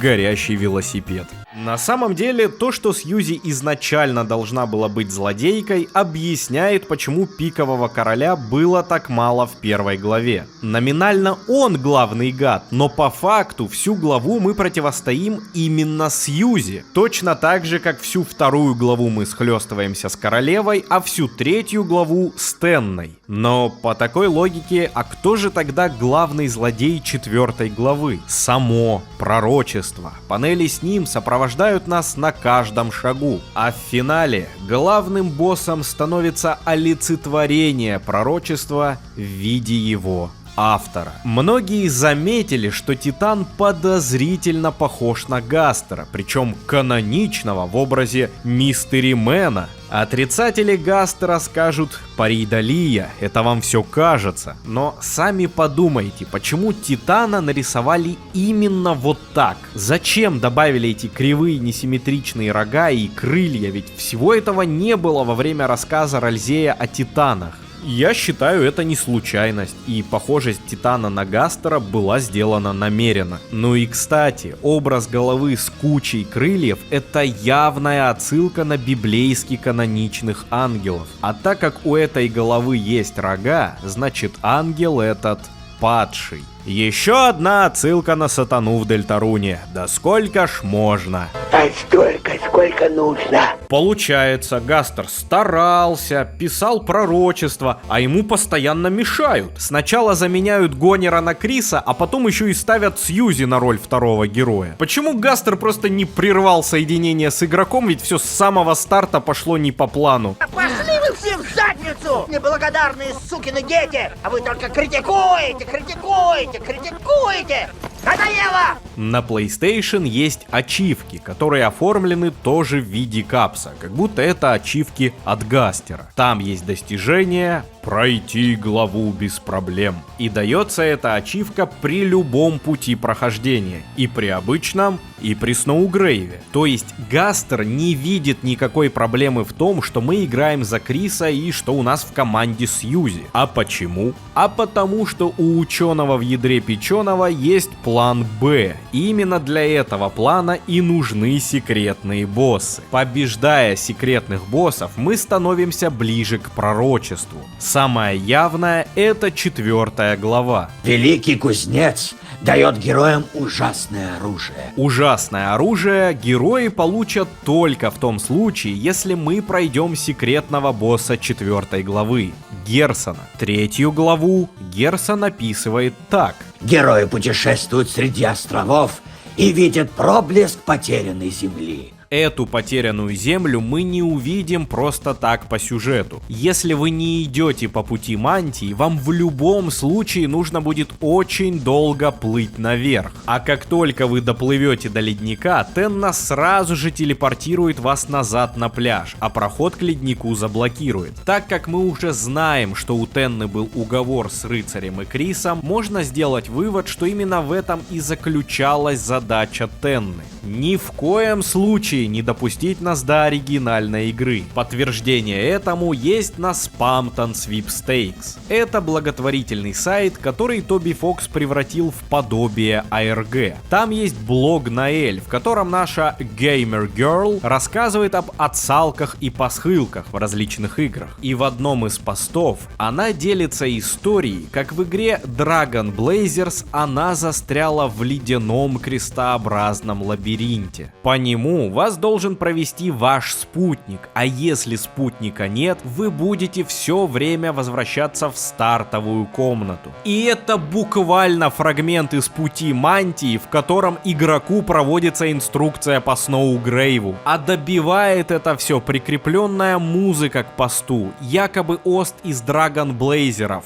Глейшер, ледник. Трек с точно таким же названием играет на пути меча, когда мы заходим в ледяной дворец. То есть, вы понимаете, Гастер написал пророчество, по пророчеству сделали книгу, по книге сделали игру, а в этой игре нам показан Сноугрейв. Я увидел там дверь, а за нею дверь, а за нею дверь, а за нею документами, а за документами. Гастер. А мы обязаны посмотреть эту инструкцию к Сноугрейву, если мы хотим получить мантию, если мы хотим победить рыцаря, а победы над рыцарем хочет Гастер. Так что да, победа над рыцарем — это на самом деле плохо. Если проиграть рыцарю и подойти к спящей Тариэль, она будет мирно спать. А вот если победить рыцаря и подойти к Тариэль, то ее лицо сморщится, ей будут сниться кошмары.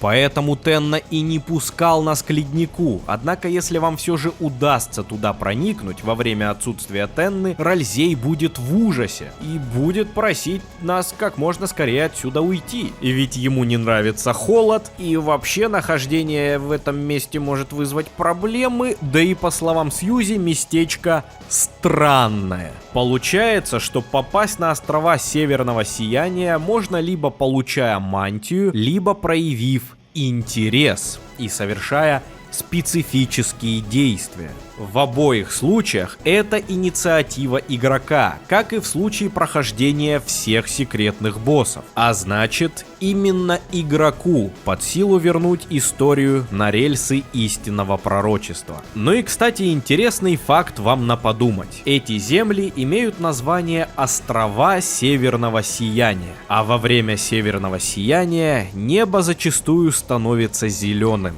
а воздух начинает потрескивать.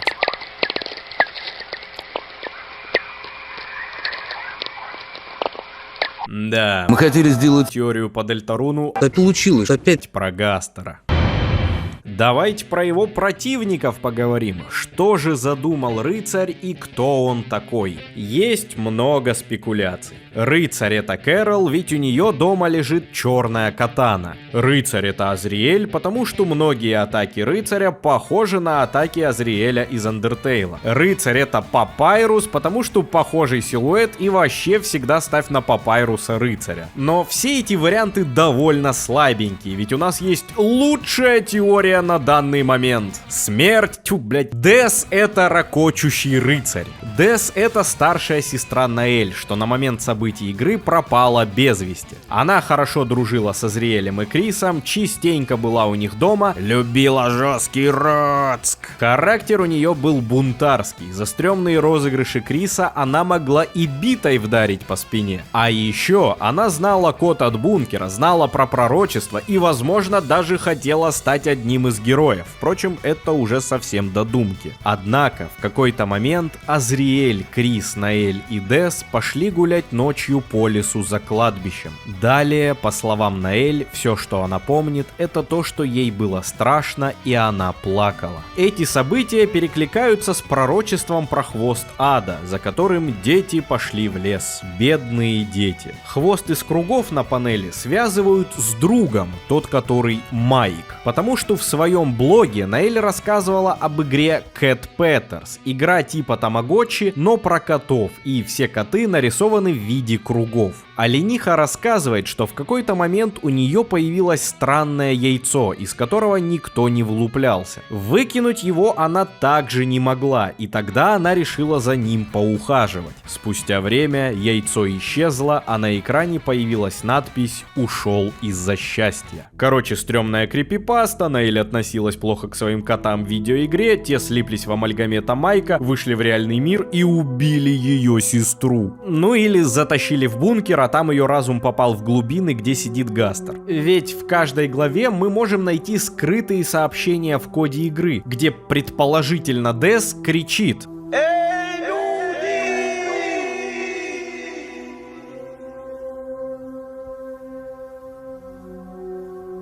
Кто кто-нибудь! Тут на самом деле... Теория дает трещину. Ведь пока что банально не хватает информации. Далеко не факт, что Майк это просто рандомный глич из видеоигры. Однако что можно сказать наверняка, Майк как-то связан с Ноэль и следит за ней. Во второй главе, когда под управление игрока попадает олениха, можно обратить внимание, что локация становится преимущественно в розово-желтых цветах. На всех билбордах появляются розово-золотые котики, а в саундтреке именно в этот период игры можно услышать...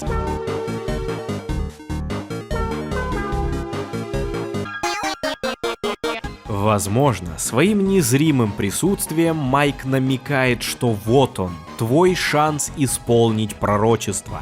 Не упусти его. И все-таки почему я думаю, что рыцарь это именно Дес? Во-первых, поведение рыцаря. Все эти крутые позы и фарминг-ауры выдают в рыцаре подростка. Причем можно обратить внимание, что многие позы рыцаря очень похожи на позы Криса. На Западе уже пошли теории, мол, рыцарь это и есть Крис, но из будущего. Либо это оригинальная душа Криса, которую мы заменили своим объектом в форме сердца. Но я думаю, тут все проще, и Крис просто уважает рыцаря. Он на него равняется.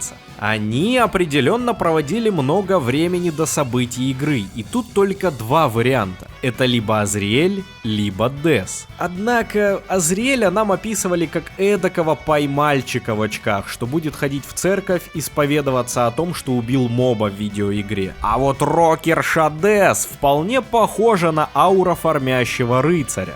Более того, ее меч похож на бейсбольную биту, а как мы помним, именно битой Дес и огрела Криса. Также Луна в Кибермире похожа на бейсбольный мяч, а так как мы точно знаем, что именно рыцарь создал этот темный мир, то Луна это еще одна четкая связь с Дес. А еще ее тело может в мячик превращаться. И Дес явно не злодей, ведь темные миры, открытые ею в первых двух главах, были довольно красочными местами, с зачастую положительными персонажами. И, кстати, про краски. Темный мир, открытый Сьюзи, был довольно блеклый и имел искаженные цвета, тогда как миры и рыцаря, и Криса были яркими и имели одинаковую цветовую гамму. Тут либо у Сьюзи дальтонизм, либо мировосприятие рыцаря и Криса очень схожи. Рам вспоминает, что когда-то давно Крис пригласил к себе домой девочку, и там они играли с ноутбуком. Не играли в ноутбук, в компьютерные игры, а именно с ноутбуком, как с куклой, представляя его персонажем королевой. Многие предполагают, что этой девочкой была Ноэль, но почему тогда во второй главе она не помнит королеву? Да и Ноэль геймерша, она охотнее поиграла бы в игры на ноуте как Нормис. А вот слегка отбитые Крис и Дес вполне могли бы играть как куклами с ноутбуком, с розеткой,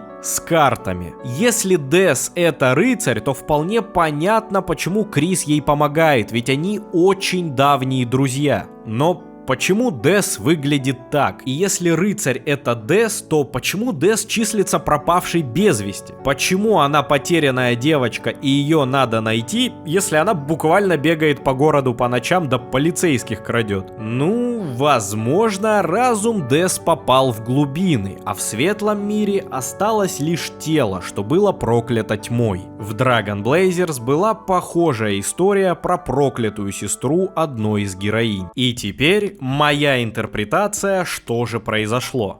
Дес, Ноэль, Крис и Азриэль отправились гулять ночью по лесу. Скорее всего, именно Крис был инициатором данной прогулки. Внезапно странное существо, демон со остроконечным хвостом, схватил Дес и утащил в бункер. Дес выжила, но попала в некое коматозное состояние. Каким-то образом она была проклята. Крис чувствовал вину и рассказал все Кэрол, матери Дес. А та увидела в рассказанной истории явные параллели с пророчеством. Кажется, началось. подумала Кэрол. Также где-то в городе находят подготовленное серое тело Гонера. Каким-то образом Кэрол и сопричастные понимают, что в этот сосуд вот-вот вселится ангел, и пророчество начнет исполняться в полную силу. И тут у мэра возникает гениальный план. Что если взять контроль над ситуацией и создать безопасное управляемое пророчество? Ключевой момент плана — Крис, которого Кэрол использует вместо сосуда и подселяет нашу душу. Крис должен направлять историю в нужное русло. И если мы где-то накосячили, он пытается вернуть историю на прежние рельсы. Например, на пути Сноугрейва он за кадром встречается с Наэль и убирает терновое кольцо с ее руки, которое в светлом мире является обычным шипом от растения. Ну а еще Крис без нашего участия открывает темный фонтан, не дает нам увидеть код от бункера и делает прочие вещи, что толкают историю именно так, как это нужно клану рыцаря. С такой точки зрения Крис не жертва и не марионетка, коим многие представляли Криса со времен 2 главы. Бедный он несчастный, жил себе спокойную жизнь, а тут внезапно пришел злой игрок и как взял контроль. Но нет, Крис знал о нашем прибытии и готовился. У него в комнате подготовлена клетка специально для души. Ну и к тому же он знает, что душу можно доставать из тела. Он вообще довольно много знает, нас при этом держа в неведении. Может быть, и все свои награды он убрал специально перед нашим приходом, чтобы мы лишний раз не узнали Криса получше. Дэс тоже участвует в этом плане, исполняя роль главного злодея. Однако, повторюсь, действует она крайне безопасно. В первых 2 главах рыцарь не появляется вообще, ведь герои слишком слабы, а в 4 вызывает Титана только потому, что из могилы был выкопан прах Герсона и поставлен в церкви. У клана рыцаря есть четкое понимание, по каким правилам работают темные миры, и они намеренно толкают пророчество вперед, в какой-то степени спидранят его, чтобы в определенный момент остановиться. Возможно, в пророчестве ближе к финалу с сестры главной героини все-таки снимается проклятие. Что если Кэрол хочет дойти до нужного момента и после этого прекратить исполнение пророчества, не переходя к той части с концом света? Она в таком случае будет в двойном выигрыше, и дочь вернет, и мир спасет. План был надежный, как швейцарские часы, но в него влез Ральзей и сделал вторым героем Сьюзи. Поэтому Кэрол и ненавидит Сьюзи. Динозавриха банально портит весь этот план и не вписывается в него. При этом итоговая цель и у Ральзея, и у Кэрол одинаковые. Они хотят спасти мир, но у них разные подходы. Один хочет полностью сойти с пророчества, другая хочет его исполнить, но обрезать финальную трагедию. И таким образом они друг другу мешают. Ральзей не понимает, почему история продолжает идти по пророчеству, ведь ключевой персонаж был заменен. А Кэрол бесится, что из-за Сьюзи весь ее план может не сработать, и Дэс банально не излечится. Поэтому Кэрол и радуется, когда на Сноугрейве узнает, что Наэль сближается с Крисом, а значит Наэль может вернуться в пророчество. Тем временем у Ральзея на Сьюзи большие планы. Частенько Ральзей проговаривается, что именно Сьюзи стоит быть мирной. На будущем фестивале ни в коем случае нельзя оставлять ее одну. И если игрок захочет пойти с Наэль, то Ральзей на обычном пути скажет, что ок, но только если вы будете втроем со Сьюзи. А на Сноугрейве прямо скажет, что это плохой выбор. Короче, со Сьюзи надо только дружить и никуда без нее не ходить. И мне кажется, такая забота о Сьюзи не только потому, что Ральзей очень няшный и добрый. И если она так рвется в бой, то... Ральзей не договаривает, но очевидно, если не умиротворить Сьюзи, случится что-то плохое. И как мне кажется, это связано с последней панелью пророчества, которую Ральзей так сильно не хотел показывать именно Сьюзи. Давайте предположим, что же там такое было. Что так сильно разозлило Сьюзи, что она голыми руками сломала стекло. Если что, напомню контекст. Для спасения миров нужно сделать это. Вариант 1. Сьюзи нужно умереть. Это грустно, но зная характер динозаврихи, она бы так не отреагировала. Я думаю, она вполне бы пошла на самопожертвование ради спасения других. Ведь в душе она и правда герой. Вариант 2. Ральзей должен умереть. Тут уже реакция Сьюзи оправдана, но это не сходится с мотивацией Ральзея. Он знал о пророчестве еще до 1 главы. Он решил изменить его еще тогда. А на момент 1 главы он буквально считал себя никем. Даркнером, жизнь которого не важна. И стал бы он ради своего спасения заваривать всю эту кашу? Не думаю. Сюда же можно отнести вариант с закрытием всех темных фонтанов и изгнания тьмы. Ральзей спокойно бы принял такой исход и не устраивал суету с подменой второго героя. К тому же уничтожение всех темных миров не сходится с тем фактом, что миры будут спасены, ведь по факту будет спасен только один мир — светлый. Вариант 3. Крис должен умереть. Реакция Сьюзи также оправдана, а вот про Ральзея непонятно. Так как он выглядит как Азриэль, его сводный брат, возможно, между Крисом и Ральзеем есть какая-то связь, и поэтому козленок устроил всю эту авантюру для спасения Криса. Но опять же, судьба целого мира и жизнь какого-то пацана. Я ни на что не намекаю, но... Пусть умрет, пусть засохнет и умрет. Короче, как будто все варианты, что умрет кто-то из героев, не канают. Да даже если на панели будет написано, что вся их команда разом сгинет, тоже не подходит. Они умрут как герои и спасут миры. Но что если смертей будет гораздо больше? Не один человек, не 3, а целый город. Тот самый город, в котором мы прогуливаемся каждую главу. Хоумтаун. Но панель будет еще трагичнее, ведь я думаю, что там написано: розовый дракон уничтожит город. Смотрите, фигура Сьюзи крайне важна для пророчества. Не только потому, что ее поставили на место Наэль, она не случайный прохожий. Ей была предначертана роль дракона. И скорее всего, дракон — это очень важный персонаж пророчества, ведь игру на основе пророчества назвали Dragon Blazers, драконьи поджигатели. Теперь вспоминаем, что Гонер Моллюск зачем-то нагнал жути, что мы встретим Сьюзи. В контексте того, что она в финале должна уничтожить целый город, жуть вполне оправдана. Чё Тентайм ты уже какой-то бред несешь? Ведь у Сьюзи всего лишь способность называется Рудбастер, грубый разрушитель. Еще она неоднократно оставляет за собой хаос, ломает торты, ломает горшки, ломает маленькие домики. Да, она буквально представляет себя Годзиллой, что разрушает города. Поэтому Герсон и спрашивал у Сьюзи, как, по ее мнению, закончится эта история. Поэтому он и вдалбливал Сьюзи, что именно она способна все изменить. Поэтому Ральзей стремится максимально задобрить Сьюзи, сдружиться с ней, чтобы она навсегда забыла свои агрессивные замашки. И я готов поверить, что Ральзей, узнав о пророчестве про уничтожение целого города и узнав о том, что он часть этого пророчества, захочет все изменить. Любыми способами, но спасти всех.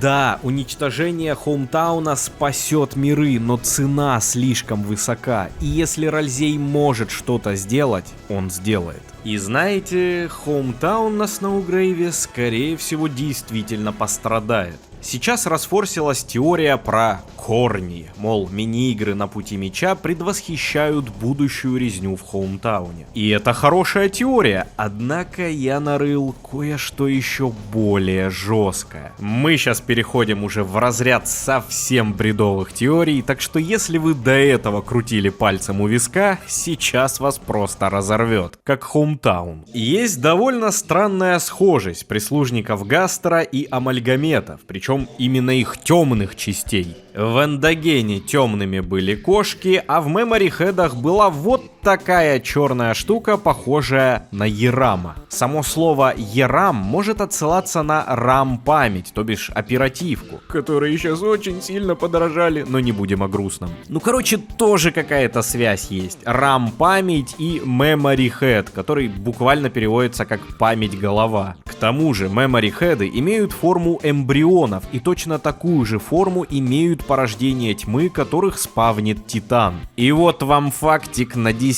Атаки у Memory Head'ов отдаленно напоминают лицо Гастера, ну и сами Memory Head'ы общаются с нами по телефону. Точно так же, как предположительно Майк или Гастер общался со Спамтоном. А можно заказать пиццу кушать? А взрослый кто-то есть? Да, я-то взрослый, мне уже 16 лет. Но какая связь между Гастером и амальгаметами, если мы 100% знаем, что амальгаметы — это личный эксперимент Альфис? Или нет? Записи в настоящей лаборатории написаны немного странно. Одни начинаются с большой буквы, а другие с маленькой. Причем записи с большими буквами написаны серьезно, сухо и по делу. В записях с маленькими буквами все вечно идет не так, происходят сплошные провалы, переживания про то, что Метатон больше не общается, ну и очевидно, что все записи с маленькими буквами написала Альфис. Но кто же тогда написал остальные записи? Игра хочет нам внушить, что это тоже Альфис, просто в одних записях она серьезна, а в других эксперименты идут не по плану, и она нервничает, поэтому и пишет с ошибками. Но давайте допустим, что эти записи писал кто-то другой. Чисто теоретически. Бывший королевский ученый, который тоже делал записи в настоящей лаборатории. Если Гастер сделал запись номер 17, то почему он не мог сделать и другие записи?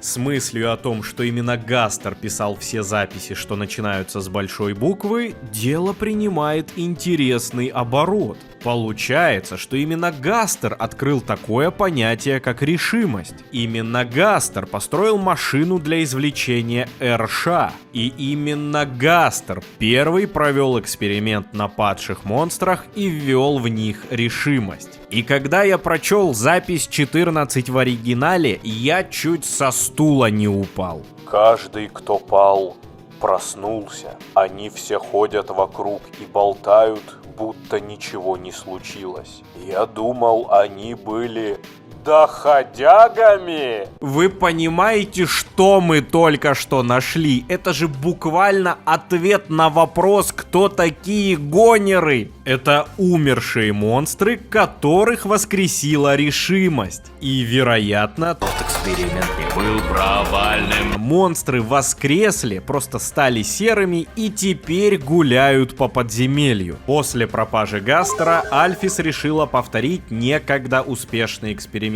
Однако монстры начали плавиться. Вероятно, все пошло не так из-за того, что Альфис переборщила с дозировкой решимости. Запись 12. Ничего не происходит. Я не знаю, что делать. Я просто продолжаю вводить всем решимость. Я хочу, чтобы это сработало. Почему Альфис растерялась, когда ничего не произошло? С чего она вообще взяла, что что-то должно произойти? Потому что у нее на руках были записи предыдущего ученого. Возможно, после первой инъекции надо было немного подождать, но Альфис подумала, что решимости слишком мало и начала просто обкалывать монстров этой дрянью. Но все-таки, что такое решимость в контексте этой вселенной? На мой взгляд, Дельтарун смог раскрыть суть решимости, даже ни разу не называя ее по имени. Звезды сохранения называются тут как угодно. Сила грубиянок, сила пушистых мальчиков или просто сила.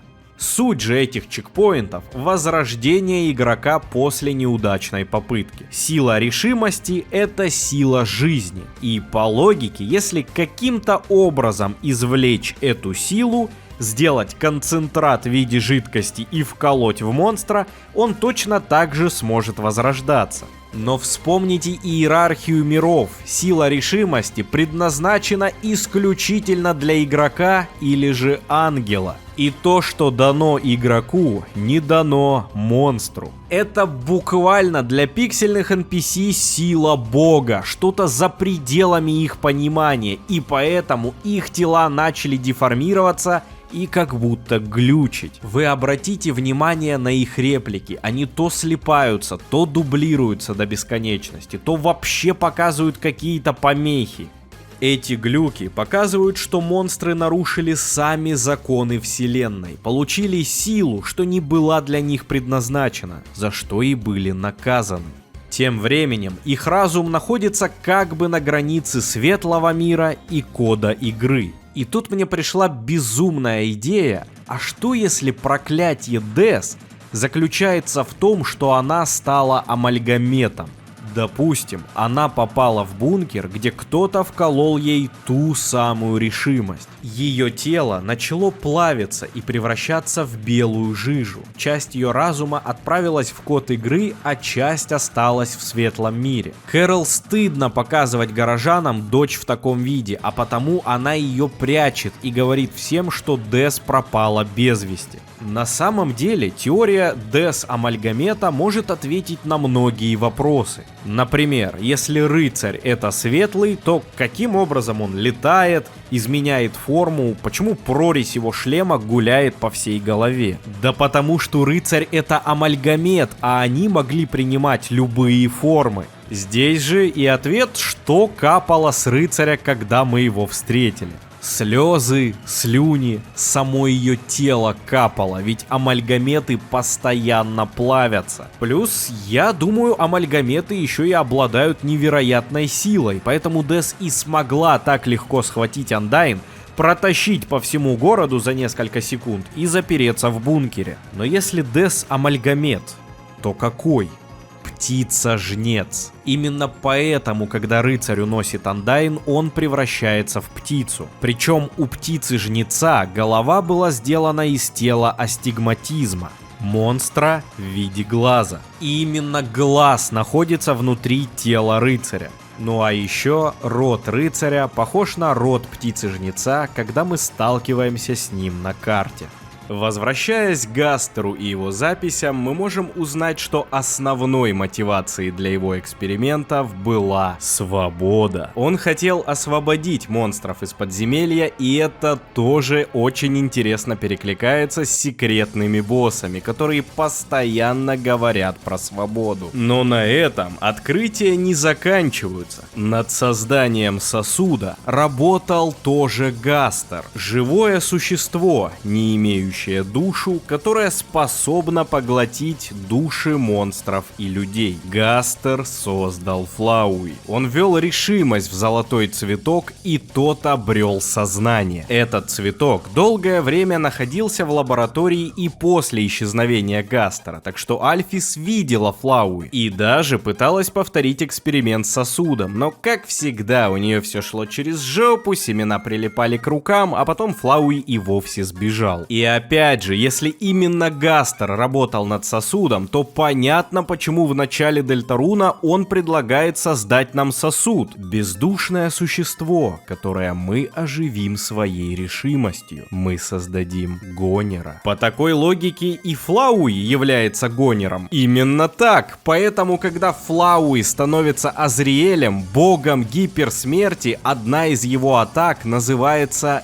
Гипергонер. И как ни странно, голова Азриэля в этой атаке подозрительно напоминает устройство по извлечению решимости, с помощью которого и были созданы все Гонеры. И так как амальгаметы по сути тоже являются Гонерами, можно понять, почему атака Гипергонера так схожа с финальной атакой Рыцаря. Ведь и Азриэль в Андертейле, и Дес в Дельтаруне являются Гонерами. Слишком много слова Гонер на квадратный метр, надо снова называть их доходягами. Развивая тему экспериментов с решимостью дальше. Сначала Гастер оживил мертвых монстров с помощью решимости. Затем наделил жизнью изначально неживой цветок. А что же дальше? Может быть, наделить жизнью целый мир? Вы сами подумайте, изначально неживые карты, шахматы, игрушки становятся живыми. И ведь монолог королевы намекал, что именно решимость наделяет темный мир жизнью. Получается, и все Даркнеры это гонеры. Да шо ж такое? Почему так много доходяг? Ну сам Гастер хотя бы не является гонером? Ну смотрите, персонаж, разум которого попал в код игры, а в самой игре он выглядит как какой-то поплавленный белый чудик. Не является ли Гастер сам амальгаметом? Что если, экспериментируя с решимостью, он в какой-то момент вколол ее в себя? Либо же, создавая темный мир с помощью решимости, он каким-то образом получил передозировку этой божественной энергии, и его разум попал не просто в код игры, а в код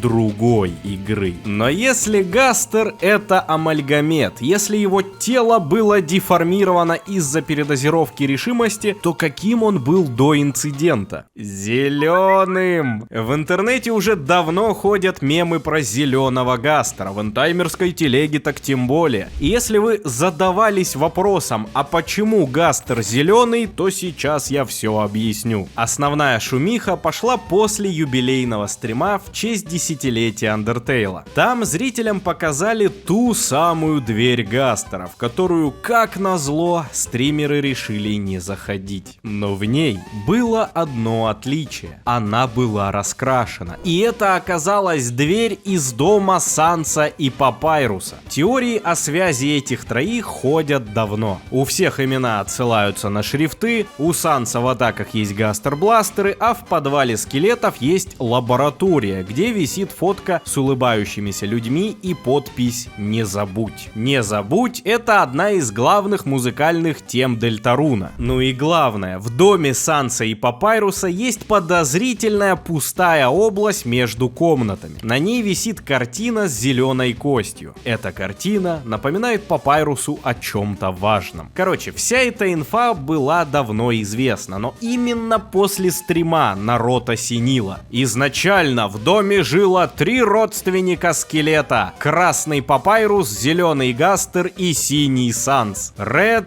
Green, Blue, RGB. В Undertale в головоломках Папайруса использовались синие крестики, красные кружки и зеленые треугольники. А треугольником обозначается буква дельта в греческом алфавите. Плюс теневые кристаллы выглядят как треугольники. Также народ вспомнил странные твиты Тоби Фокса, где он представлял альтернативную вселенную, в которой исчез зеленый брат Марио Луиджи. Везде, где он был, осталась бы странная пустота. Супер-братья Марио стали бы супер-братом Марио, игра Особняк Луиджи стала бы просто игрой Особняк, и логику вы поняли. Возможно, это намек на то, что случилось с Гастером в Undertale. Рассыпавшись на атомы, Гастер каким-то образом повредил устройство вселенной и стер все упоминания о себе. И только гонеры, которые являются точно такими же аномалиями, как и Гастер, помнят о существовании прошлого королевского ученого. Но вернемся к РГБ. На удивление, это сочетание цветов именно в таком порядке мелькало довольно часто в Дельтаруне. Например, комнаты ранга в Телемире или 3 брата Айскэпа, стоящие у церкви. Примечательно, что Тоби Фокс решил показать в этой расцветке именно снеговичков из Сноудена. Ведь у нас есть явные параллели между снеговиками и братьями-скелетами. В Сноудене есть локация с 2 снеговиками. Слева снеговик Папайруса, справа снеговик Санса. Посередине пустая область, как будто не хватает еще одного снеговика. И еще один снеговик находится. Он стоит в отдельной локации в Сноудене, причем он неестественно белый. Его явно слепили не из местного снега, что лежит рядом. И эта комната со снеговиком подозрительно похожа на комнату Мистери Мэна. Неужели Гастер это снеговик? Ну, нет, конечно, но снеговик это явная аллегория на Гастера. Какого-то фига снеговик очень важен. Он напрямую влияет на нейтральные концовки. К тому же, желание снеговика снеговика разнести его по всему миру, поэтому снеговик дает нам кусок себя. И аналогично кусок Гастера держит один из его последователей. Также при значениях Фан 5657 на одной из головоломок от братьев-скелетов появится снеговик с лицом Ice-E и подписью «Кошмар». И в этом тоже есть смысл. Наэль в своем блоге рассказывала, как однажды ей подмигнул Ice-E, нарисованный на коробке из-под пиццы. Тогда Дэс решила сжечь коробку, однако приколист Крис выколол в коробке глазки, и у Ice-E появились горящие глаза, которые очень сильно напугали Наэль. При этом всем горящие глаза — это название музыкальной темы во время битвы с Ерамом, а само имя Ерам, возможно, перевернутое слово Мейер, что означает злого духа, который приходит к спящим и вызывает кошмары. И получается, у нас есть Ерам, который служит Гастеру, который, возможно, является кошмаром Наэль Ice-E, и тем временем в Андертейле есть событие Фан, в котором появляется долбанный снеговик с лицом Ice-E и подписью «Кошмар». Все переплетено.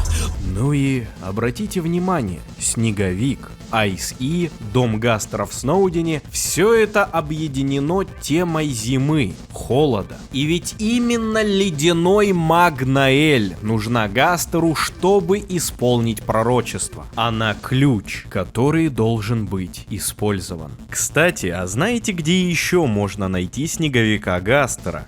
На моем Майнкрафт сервере! Прямо сейчас на N-сервере начинаются новогодние ивенты. Во всех режимах выживания выпал снег. С неба Дед Мороз скидывает гигантские подарки. Сталактиты стали сосульками, по серверу ходят олени и много чего еще. В честь праздника вас ждет новогодняя еда, новогодняя броня, снежки с уроном, фейерверки, петарды, бенгальские огни и многое другое. Начался новый адвент-календарь, где все игроки смогут получать новые призы каждый день, но мы не забываем о старых игроках. И если вы долго не заходили на сервер, то вы получите награду за возвращение. И еще в честь Нового года мы объявляем конкурс построек по тематике Нового года. За первое место победитель получит привилегию Гигабони и 3000 энкоинов. Вообще на сервере в последнее время прям движуха. Недавно мы отмечали день рождения. Всю неделю происходили события, конкурсы и были добавлены предметы, связанные с каналом и историей сервера. Кстати, на канале N-сервера даже вышла мини-документалка. А закончили мы юбилейную неделю церемонией награждения самых активных игроков и даже провели мини-концерт. Короче, у нас тут весело.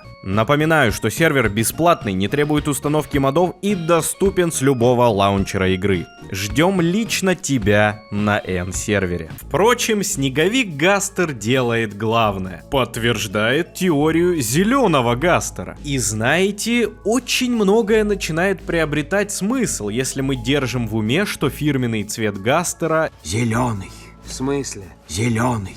Так, давайте уточним. Например, зеленое меню с выбором файла сохранения в самом начале игры, зеленые нити, что управляют спамтоном, или зеленая коробка, которая ограничивает перемещение нашей души. Почему Тоби Фокс решил сделать эту коробку именно зеленой? В Андертейле она была белой, он намеренно ее перекрасил. Ну и воздух в битве с Герсоном трещит зеленым от свободы. Складывается ощущение, что зеленый в Дельтаруне ассоциируется со свободой или же ее ограничением, как та же коробка в битвах. И именно секретные боссы, что только и делают, что твердят про свободу, способны на время убирать эту зеленую клетку, искажать ее или вообще разрубать. Но вот что еще зеленое. Лозы. Те самые лозы, которые оплетают бункер, держат спамтона и висят повсюду в подвале королевы. В этой локации играет саундтрек Digital Roots, цифровые корни, что отсылает на пока что самое непонятное пророчество — корни.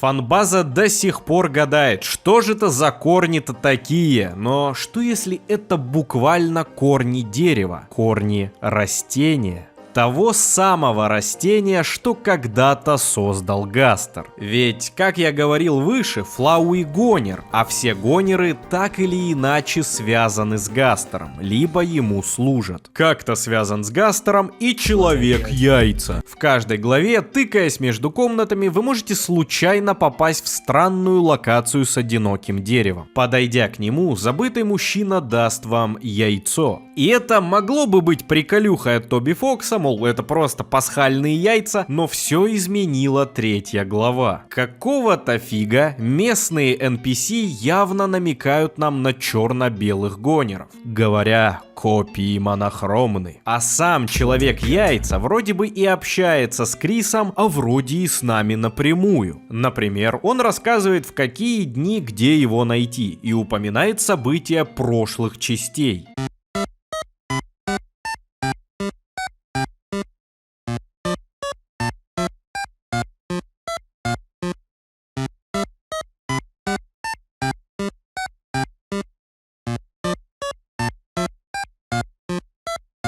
Он рассказывает, где его найти в прошлом. Напомню, Крис не может путешествовать во времени, а мы можем. Но вот что самое интересное. Вспомните ачивки Дельтаруна и конкретно достижение пройти главу без проблем. Вы не сможете получить ее только в одном случае. Если вы пройдете главу, получив яйцо. Для Гастера яйца — это проблема. Он против забытого человека за деревом, и, скорее всего, неприязнь между этими двумя взаимна. В локации Человека-яйца есть маленький туз. Он смотрит в телескоп на серую землю, практически такую же серую, как пол в комнате Мистери Мэна, и говорит: «Я не вижу в этом месте ничего, кроме зла». Гастер — это зло, проникшее в мир Дельтаруна, и, возможно, пророчество Корни говорит как раз-таки о корне зла. Мы ведь не могли бы научить Наэль кастовать Сноугрейв просто так. Нет, для этого нам нужно было получить особый зловещий артефакт, который не купишь в магазине и не найдешь случайно на локации. Его нам передаст лично Спамтон, персонаж, повязанный с Гастером, и кто знает, может быть, передача Ангелу Тернового кольца была одним из условий сделки с Майком.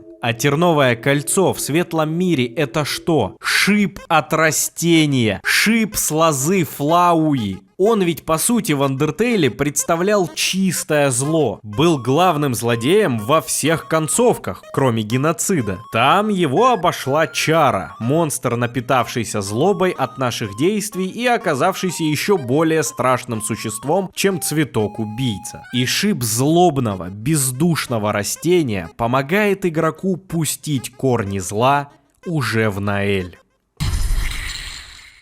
Последним пазлом в этой головоломке является шрифт Виндингс. Если этим шрифтом написана запись номер 17, если в честь него ВД Гастер носит свое имя, ну, наверное, Виндингс важен. Например, многие проджектайлы во вражеских атаках сильно напоминают символы из Виндингса. Некоторые части пророчества напоминают символы из Виндингса. Ну и всякие знаковые для сюжета Дельтаруна предметы, такие как почта, телефон, колокол, также присутствуют в Виндингсе. И в последнее время на Западе пошли теории о значении имен главных героев. Теоретики прогоняют имена через Виндингс и пытаются расшифровать полученные символы. Вот, например, Крис. Первый символ — это буквально сам Крис, который всю игру ходит с покерфейсом. Второй символ — Солнце, символ светлого мира, в котором живет Крис. Далее рука. Может быть, как отсылкой на то, что Крис своими руками открывал темные фонтаны, так и предзнаменованием, что Крис в будущих главах потеряет руку. Намеков на это очень много. Ну и последний символ — капля воды. Вода в Дельтаруне часто сравнивается с тьмой, а потому символ может означать темный мир, в котором Крис является героем. Короче, для некоторых персонажей получается прям красиво, а некоторых лучше через Виндингс не прогонять. Но все же есть одно очень интересное имя, за которое я зацепился. Майк. символ бомбы и человечек, который тянет руки к этой бомбе. Есть теория, что именно так Крис и потеряет руку. Майк кинет в героев бомбу, Крис попытается ее поймать, чтобы спасти друзей, и лишится руки из-за взрыва. Тут пока что остается только гадать, но вот что интересно. Черная бомба с розово-золотым фитилем стоит в углу в комнате Майка. И она нарисована точь-в-точь, как в Виндингсе. То есть связь Майка с бомбой действительно есть. И я решил погуглить. Может быть, в истории были какие-то бомбы, которые назывались Майк. И это очередная тонкая отсылочка от Тоби Фокса. И знаете, я нашел. В 1952 году США испытали водородную бомбу Айви Майк. Взрыв был настолько мощный, что целый остров исчез с лица земли, оставив после себя лишь кратер. Айви Майк. Плющ Майк. И ведь в том самом подвале королевы, который Digital Roots, у нас появляются и лозы плюща, и Майк. Получается, Майк и Флауи — это ядерка? Гастер хочет стереть Хомтаун в радиоактивный пепел? Не, ну теперь понятно, для чего в этой истории существует бункер. Бункер — это в первую очередь бомбоубежище. И тот самый код, который от игрока и Сьюзи скрывали Кэрол и Крис, может оказаться кодом запуска ядерных ракет. Ладно, что-то я далеко зашел. В таких лайтовых играх, как Deltarune или Undertale, просто не может появиться ядерка.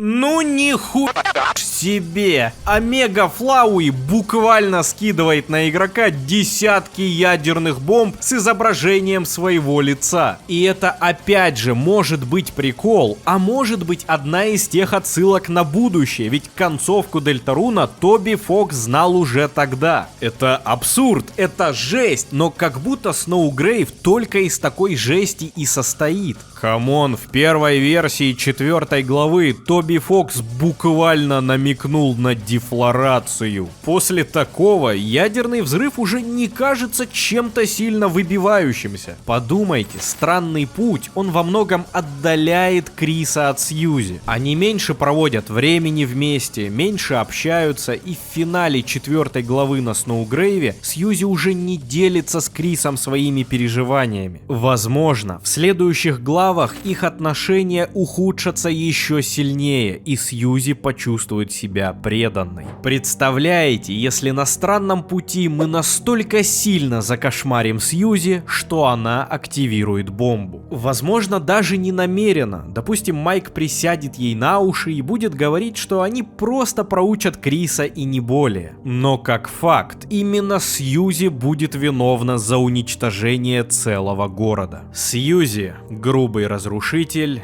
и драконий поджигатель. Тем временем воздух станет зеленым от радиации и будет потрескивать от свободы.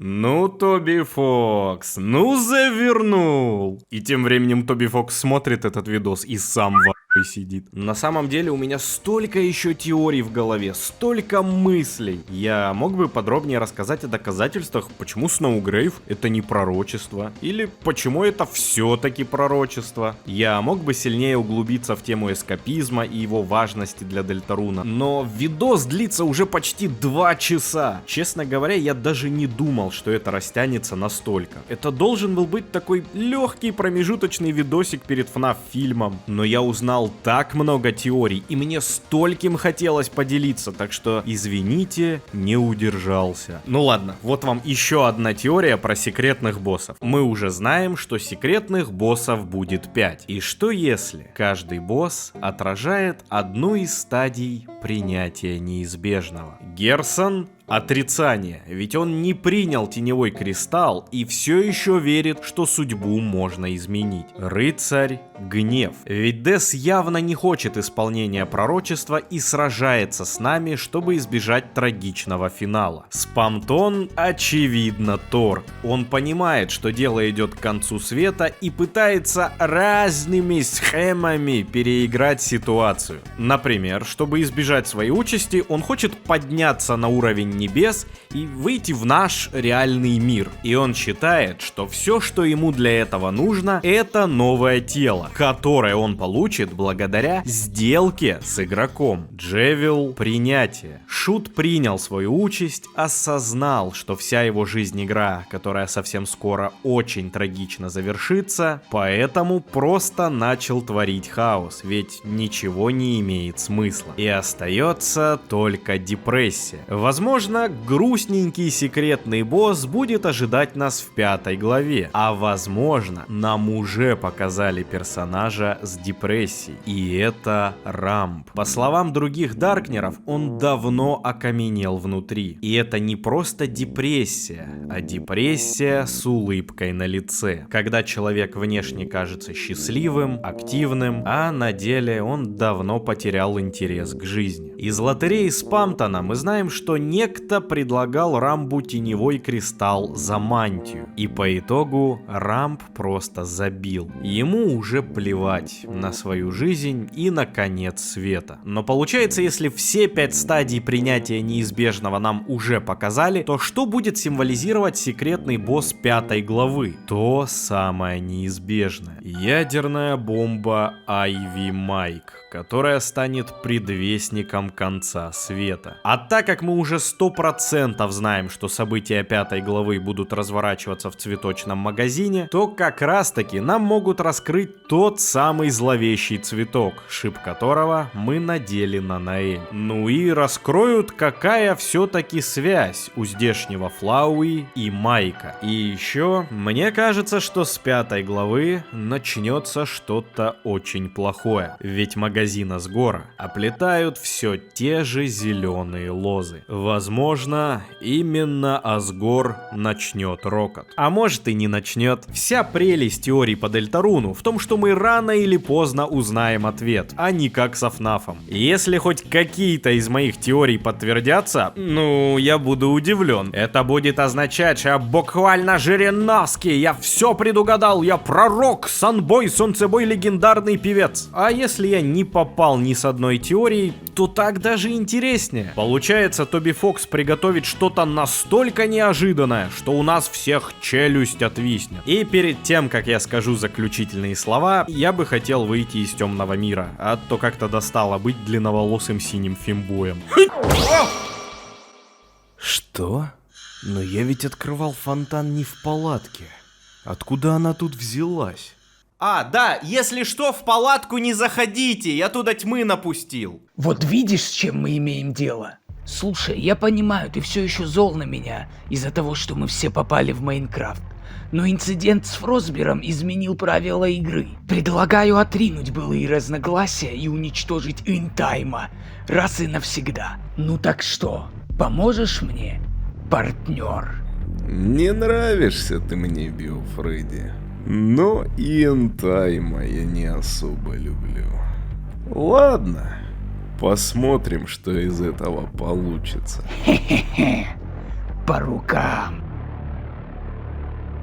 Не думал, что такое скажу, но как же приятно вернуться в привычную Майнкрафт-форму. На самом деле, я не стал бы делать весь этот 2-часовой сборник теорий, если бы он по итогу не выстроился в единую картину. Гастер хочет уничтожить Дельтарун. Сделает ли это он таким абстрактным понятием, как Титаны и Рокот, или более приземленным способом в виде ядерки, не суть важно. Важно то, для чего он хочет это сделать. Тут уже чисто мои предположения. Возможно, уничтожение Дельтаруна высвободит колоссальное количество энергии, которое позволит Гастеру вернуться назад в Андертейл. Тут за основу я беру реплики Гонир Кида, который говорил, что его ужасает мысль, что все прекрасно работает без него. И если устами Гонира глаголит Гастер, то он очевидно хочет вернуться назад. По сути, Гастер хочет уничтожить целую вселенную со всеми ее жителями ради себя любимого. И можем ли мы осуждать Гастера за его отношение к персонажам видеоигры, если у нас оно точно такое же?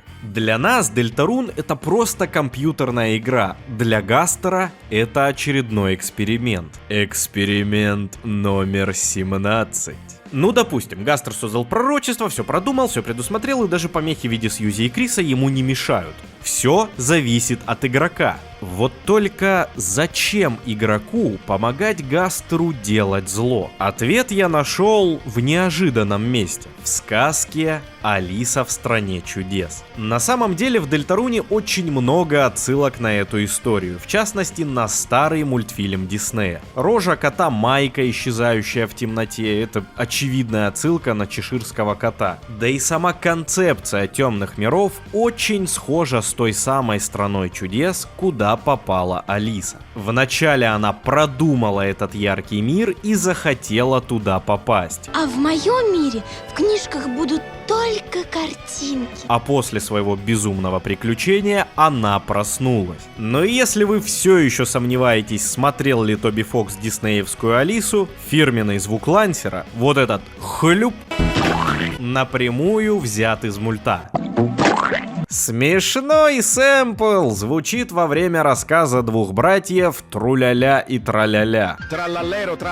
Эта поучительная история повествует о том, как устриц сгубил интерес. Морж поманил устриц, обещая движухи, а по итогу устриц съели. И что если в этом и заключается план Гастера? Ведь только проявляя интерес мы можем выходить на секретных боссов. Только проявив интерес мы сможем победить рыцаря. И только проявив интерес мы сможем выйти на Сноугрейв. И вспомните фирменную фразу Гастера, которую он неоднократно повторяет.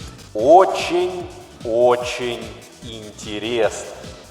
А те самые устрицы, так это ж пиписы, которые заполоняют весь замок королевы на странном пути. Побеждая секретных боссов и собирая теневые кристаллы, игрок идет по пути из хлебных крошек. И я думаю, что в стандартном прохождении этот путь приведет в тупик. Мы получим все 5 кристаллов, Шом их объединит в чистый кристалл, и он будет бесполезен, ведь все, для чего кристалл нужен, это скрафтить неправильный меч. А для него нужно шип-кольцо, а чтобы его тебе получить, надо встать на запретный путь. Но облом от бесполезности секретных боссов на обычном прохождении не будет так силен, как облом от финала игры. Эта мысль не дает мне покоя, но что если? Что если мы не будем предпринимать никаких специфических действий, а позволим Ральзею и Кэрол доделать свое дело, то никакой трагедии не произойдет, и игра по сути закончится ни на чем, просто оборвется. Тоби Фокс писал: то, чем придуманные истории отличаются от реальной жизни, это финал. В реальной жизни может не быть захватывающей кульминации ни решений, ни ответов. Что если не будет никакого хэппи-энда? Он будет подразумеваться, что у героев теперь все хорошо, но перед глазами игрока будет лишь черный экран. Возможно, этот черный экран игрок получит уже в 6 главе на обычном прохождении. И тут на экране снова появится текст с капсом, который мягко намекнет, что это ведь не то, чего ты хочешь. Как-то все вышло неинтересно, не весело. На протяжении всего обычного прохождения тобой помыкали Ральзей, Крис, Кэрол. Ты плясал под их дудку. Где твое самоуважение, игрок? Неужели ты не хочешь свободы? За что ты платил $25? Ты ведь знаешь, как будет интересно на запретном пути. Тебе уже показали. Ты будешь ледяным магом замораживать птичек, потом пойдешь в город и прикончишь кучу врагов. А представь, если ты это дело под конец еще и подорвешь ядерным взрывом. Какая драма, какая кульминация, настоящее приключение. Настоящий адыгашепс и паста и курица соленый с чесноком. Дельтарун — это название эксперимента Гастера по уничтожению вселенной. Это его личный проект. И в таком случае у Дельтаруна действительно может быть только одна концовка. И если игрок захочет присоединиться к веселью, захочет получить тот самый яркий финал, то ангел исполнит свое желание. Мир будет уничтожен, и после этого игрок увидит Гастера. Уже не в качестве текста на экране, а воплоти. Скелет в зеленой одежде поблагодарит вас, а потом скажет: вы были